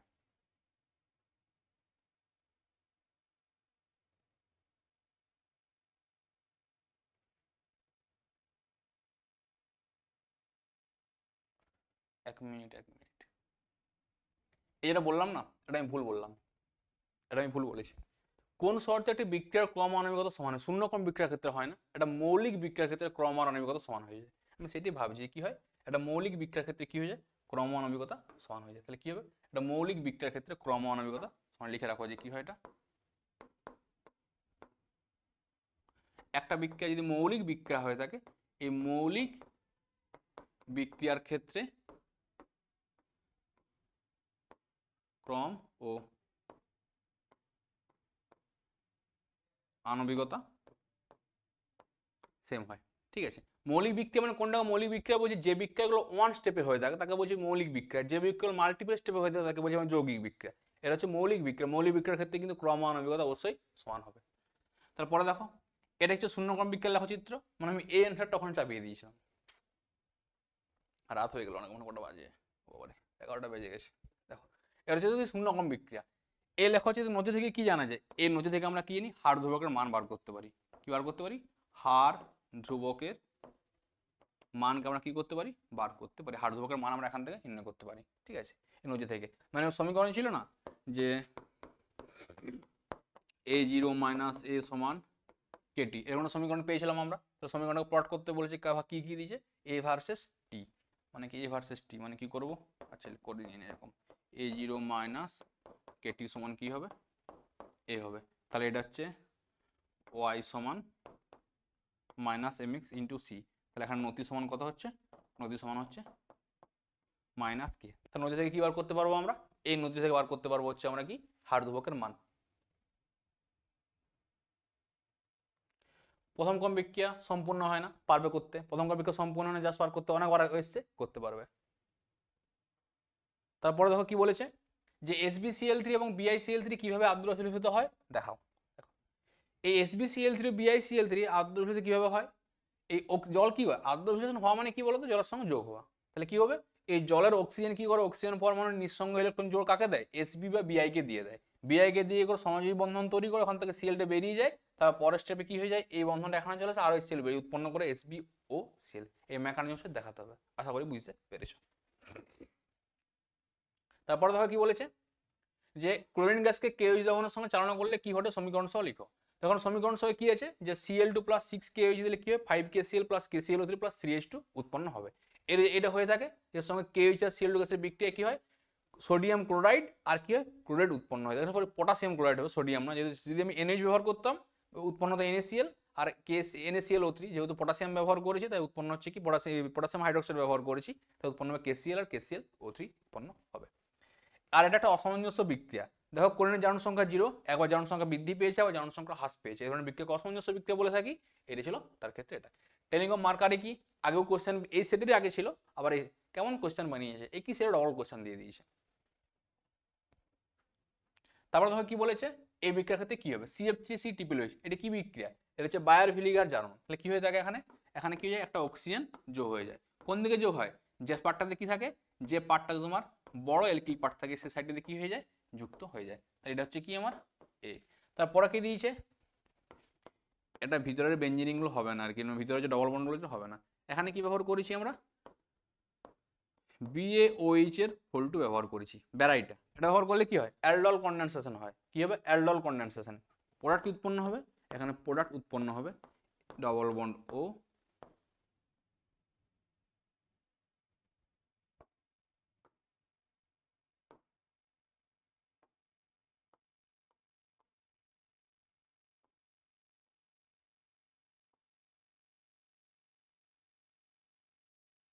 ভুল করছি কেন রে বাবা,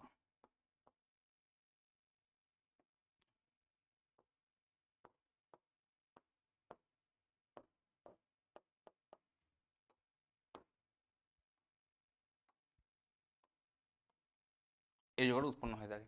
মানে কি থাকে, এর এই এক অনুর সাথে কি করে, অ্যালডল করে। তাহলে এখানে কি আছে, এখানে দুটো হাইড্রোজেন আছে না, আলফা হাইড্রোজেন, এই আলফা হাইড্রোজেনে কনভার্ট হবে কিসে, এর এই আর অনুর এই কার্বনে কনভার্টটা হয়ে যাবে, এর এই আর এক অনুর এই হাইড্রোজেনটা এখানে আসবে, তাহলে ওইটা OH হয়ে যাবে আর এখানে যোগ হবে।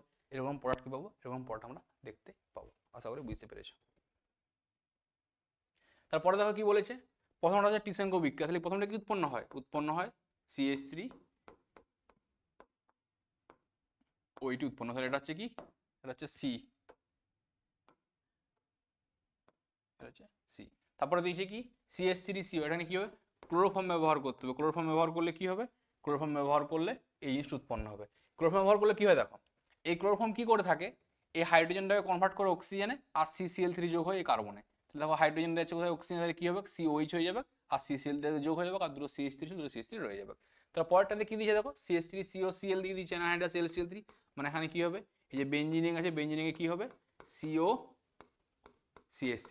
এই বিক্রিয়াটার নাম কি, ফ্রেডেল-ক্লাস বিক্রিয়া। তারপরে কি করেছি, এটা হচ্ছে তাহলে ডি, এটা হচ্ছে ই। তারপরে জিঙ্ক অ্যামালগাম HCl দেওয়া আছে, তাহলে কি হয়ে যায়, বিজারণ হবে। এই বিক্রিয়ার নাম কি, ক্লিমেনসন বিজারণ। তাহলে উৎপন্ন করবে কি, উৎপন্ন করবে CH2 CH3 উৎপন্ন করবে, ইথাইল বেঞ্জিন উৎপন্ন করবে। তার পরের স্টেপে কি দিয়ে দেখো, HBZ রিঅ্যাকশন। তাহলে কি উৎপন্ন হবে, এখানে CH3 আলফা কার্বন থেকে কি হবে, একটা তোমার বেরিয়ে যাবে এবং কি হবে, একটা বিআর যোগ হয়ে যাবে। এটাকে বলছি HBZ রিঅ্যাকশন। এটা ছিল ABCDE এ, আর এটা হচ্ছে জি। তারপরে এখানে দেখো কি বলেছে, NH2OH HCl দিয়ে দিই। তাহলে প্রথমে কি হবে, প্রথমে তোমার যোগ হয়ে যাবে, হাইড্রক্সিলেমিন যোগ হয়ে উৎপন্ন করবে হচ্ছে কি, single bond CH, double bond N, single bond OH, এর উৎপন্ন করবে এটা হচ্ছে কি H। তারপরে P2O5 হিট দিয়েছে। P2O5 হিটের কাজ কি, জল বার করে, দেখো জল বারই করে দিয়েছে, তাহলে কি হবে, এই OH আর H বেরোবে। তাহলে কি উৎপন্ন হবে, এখান থেকে -H2 করলে উৎপন্ন হবে কি, এই বেঞ্জিন আছে, এখানে কি উৎপন্ন হয়ে যাবে, এখন উৎপন্ন হবে C ট্রিপল বন্ড N, এই যৌগটা উৎপন্ন হবে। এটা চলে কি আই। তারপরে দেখো যে দিয়েছে, এই রিয়েকশনটা দিয়েছিল MCQতে, উটিক রিয়েকশন। তাহলে কি উৎপন্ন হবে, এখানে উৎপন্ন হবে, এই কনভার্ট হয়ে যায় কিসে, ডবল বন্ড CH2 তে কনভার্ট হবে। একই সেটে দুটো কোশ্চেন দুবার দুবার দিয়েছে, টেলিংগম মার্কারে দুবার পেলাম, উটিক রিয়েকশন দুবার পেলাম। তারপরে এখানে কোশ্চেন দিয়েছে দেখো কি, বলছে C6H12 ও আণবিক সংকেতযুক্ত একটি জৈব যৌগ আছে এ, টলেন্স বিকারকের সঙ্গে বিজারিত করে না, কিন্তু টলেন্স বিকারকের সঙ্গে বিজারিত করতে পারে না মানে কি, ও এলডিহাইড নয়, ও হচ্ছে কিটোন কম্পাউন্ড। ফার্স্ট এটা মাথায় আসবে। তাহলে কি হবে C6 আর উৎপন্ন, তারপরে বলে দিচ্ছে কি 2,4-DNP এর সঙ্গে সাড়া দিচ্ছে। তারপরে বলেছে আয়োডোফর্ম বিক্রিয়া সাড়া দেয়। আয়োডোফর্ম বিক্রিয়া সাড়া দেওয়া মানে কি, CH3CO পার্ট থাকবে যৌগটার মধ্যে, আর বিজারণ উৎপন্ন হচ্ছে 2-মিথাইল পেন্টেন। তাহলে কি হবে দেখো, তো যৌগটা হবে কি CH3 CH2 CH2 2 2 4 5 6, এইটা হচ্ছে এই যৌগ। দেখো 3 1 3 2 5 2 7 2 9 3 12, ঠিক আছে, 6টা কার্বন 12টা হাইড্রোজেন একটা অক্সিজেন ম্যাচ করে গেছে। এরপর এখানে কি হচ্ছে, এটা হচ্ছে এর সঙ্গে টলেন্স বিকারক রিঅ্যাকশন করবে না, টলেন্স বিকারক কোনো রিঅ্যাকশন করবে না।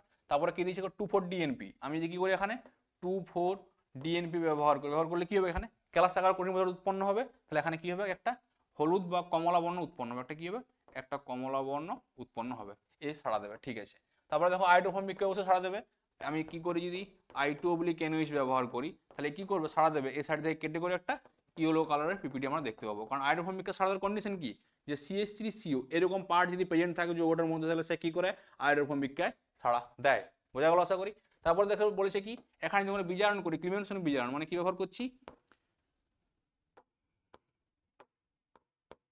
জিঙ্ক, অ্যামালগাম আর কনসেন্ট্রেট HCl, এটা যদি ব্যবহার করি তাহলে কি হয়ে যায়, CO টা CH2 তে কনভার্ট হয়ে যায়।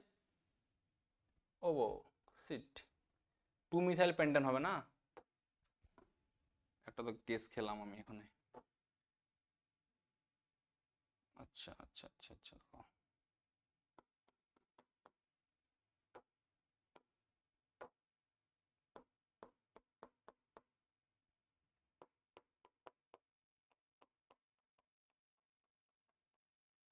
CH2 CH2 CH3, সরি আমি প্রথমে দেখতে পাইনি যে এখানে 2-মিথাইল পেন্টেন উৎপন্ন হবে বলে, পড়লাম দিয়ে মাথা থেকে উড়ে গেছে আর কি, ঠিক আছে। 2-মিথাইল পেন্টেন উৎপন্ন হচ্ছে মানে কি, এর যে 2-মিথাইল পেন্টেনের স্ট্রাকচার, তাহলে আমার একটা মিথাইল গ্রুপ আছে, আমি জাস্ট লম্বা লিখে দিয়েছিলাম, লম্বা হবে না এখানে, CH3CH উপরে CH3 CH2CO CH3 আছে। এটা দেখো, এটা নিয়ে কোনো অসুবিধা নেই, এই টলেন্স বিকারক সাড়া দেবে না, A24-DNP তে কি করবে, সাড়া দেবে। এখানে I2NH দিলে কি হবে, অদক্ষেপ পড়বে। আর এখানে যদি বিজারণ করি সেটা কনভার্ট হয়ে যাবে CH2 তে, এবং এই যৌগটা উৎপন্ন হচ্ছে, এর হচ্ছে নাম হচ্ছে কি 2-মিথাইল পেন্টেন। তারপরের কোশ্চেন দেখো কি বলেছে, কনসেন্ট্রেট HCl দিয়েছে, ফলন উৎপন্ন হলে যেগুলো কেমন দেখতে হয়, এটা CH3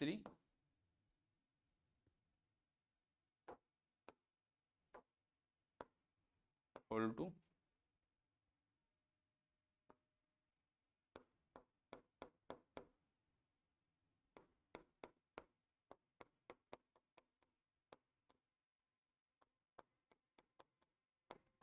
এই যৌগটা উৎপন্ন হয়ে থাকে। এটা কি বিক্রিয়া বলতো, এটা হচ্ছে অ্যালডল কনডেনসেশন রিঅ্যাকশন, কার, acid catalyse aldol condensation reaction. যখন অ্যাসিডনে HCl দেওয়া হয় না, 2 3 অ্যাসিডের পরস্পর এরকম যোগ হয়ে যায়, ফলন উৎপন্ন করে, খুব ইম্পর্টেন্ট বিক্রিয়া। আর এখনো 3 অণু দিলে কি হয়ে যায়, মেসিটিলিন উৎপন্ন হয়, খুব ইম্পর্টেন্ট বিক্রিয়া কিন্তু, দুটো বিক্রিয়া, এটা দিলে এটা উৎপন্ন হয় আর এটা উৎপন্ন হয় মেসিটিলিন। তারপরে কি করেছে, ডাইভাল হাইড্রোজেন। ডাইভাল হাইড্রোজেনের কাজ কি জানো তো, ও কি করে থাকে, ও শুধুমাত্র এখানে এই CH3 কি করবে, CH2 CH2 CH2 CH2 NH2, মানে ডাইভাল হাইড্রোজেনের কাজ হচ্ছে কি, এর নাম হচ্ছে ডাইআইসোবিউটাইল হাইড্রোজেন, ডাইআইসোবিউটাইল অ্যালুমিনিয়াম হাইড্রোজেন বলে থাকি। এর কাজ হচ্ছে বিজারণ করা। তাহলে কি করবে, বিজারণ করবে। CN এর বিজারণে কি উৎপন্ন হয়, CH2 NH2, এ শুধু একেই বিজারণ করতে পারে না, সঙ্গে সঙ্গে ডবল বন্ডটাকেও বিজারণ করে দেয়। তাহলে যৌগটা উৎপন্ন হয়ে যাবে CH3 CH2 CH2 CH2 CH2 NH2। বোঝা গেল আশা করি। আরো সেম কোশ্চেন শেষ হয়ে গেছে। তাহলে তোমরা কি করবে, ভিডিওতে অবশ্যই লাইক করবে, ভিডিওটা কমেন্ট করবে এবং ভিডিওটা বন্ধুদের শেয়ার করবে। আর ভিডিওটা কেমন লাগলো অবশ্যই কিন্তু আমাকে কমেন্টে জানাবে। আর তোমরা ওয়েট করো, তোমার জন্য ওই খুব জলদিই অর্গানিকের ওয়ান শট কিন্তু আমি নিয়ে আসছি। আর অবশ্যই তোমার সাথে যুক্ত থাকো, আর অবশ্যই আমাদের একটু ফলো করো ইনস্টাগ্রাম, ফেসবুক এবং অবশ্যই আমাদের যে টেলিগ্রাম লিঙ্ক আছে ওখানে। বোঝা গেলো, দেখা হচ্ছে নেক্সট ভিডিওতে।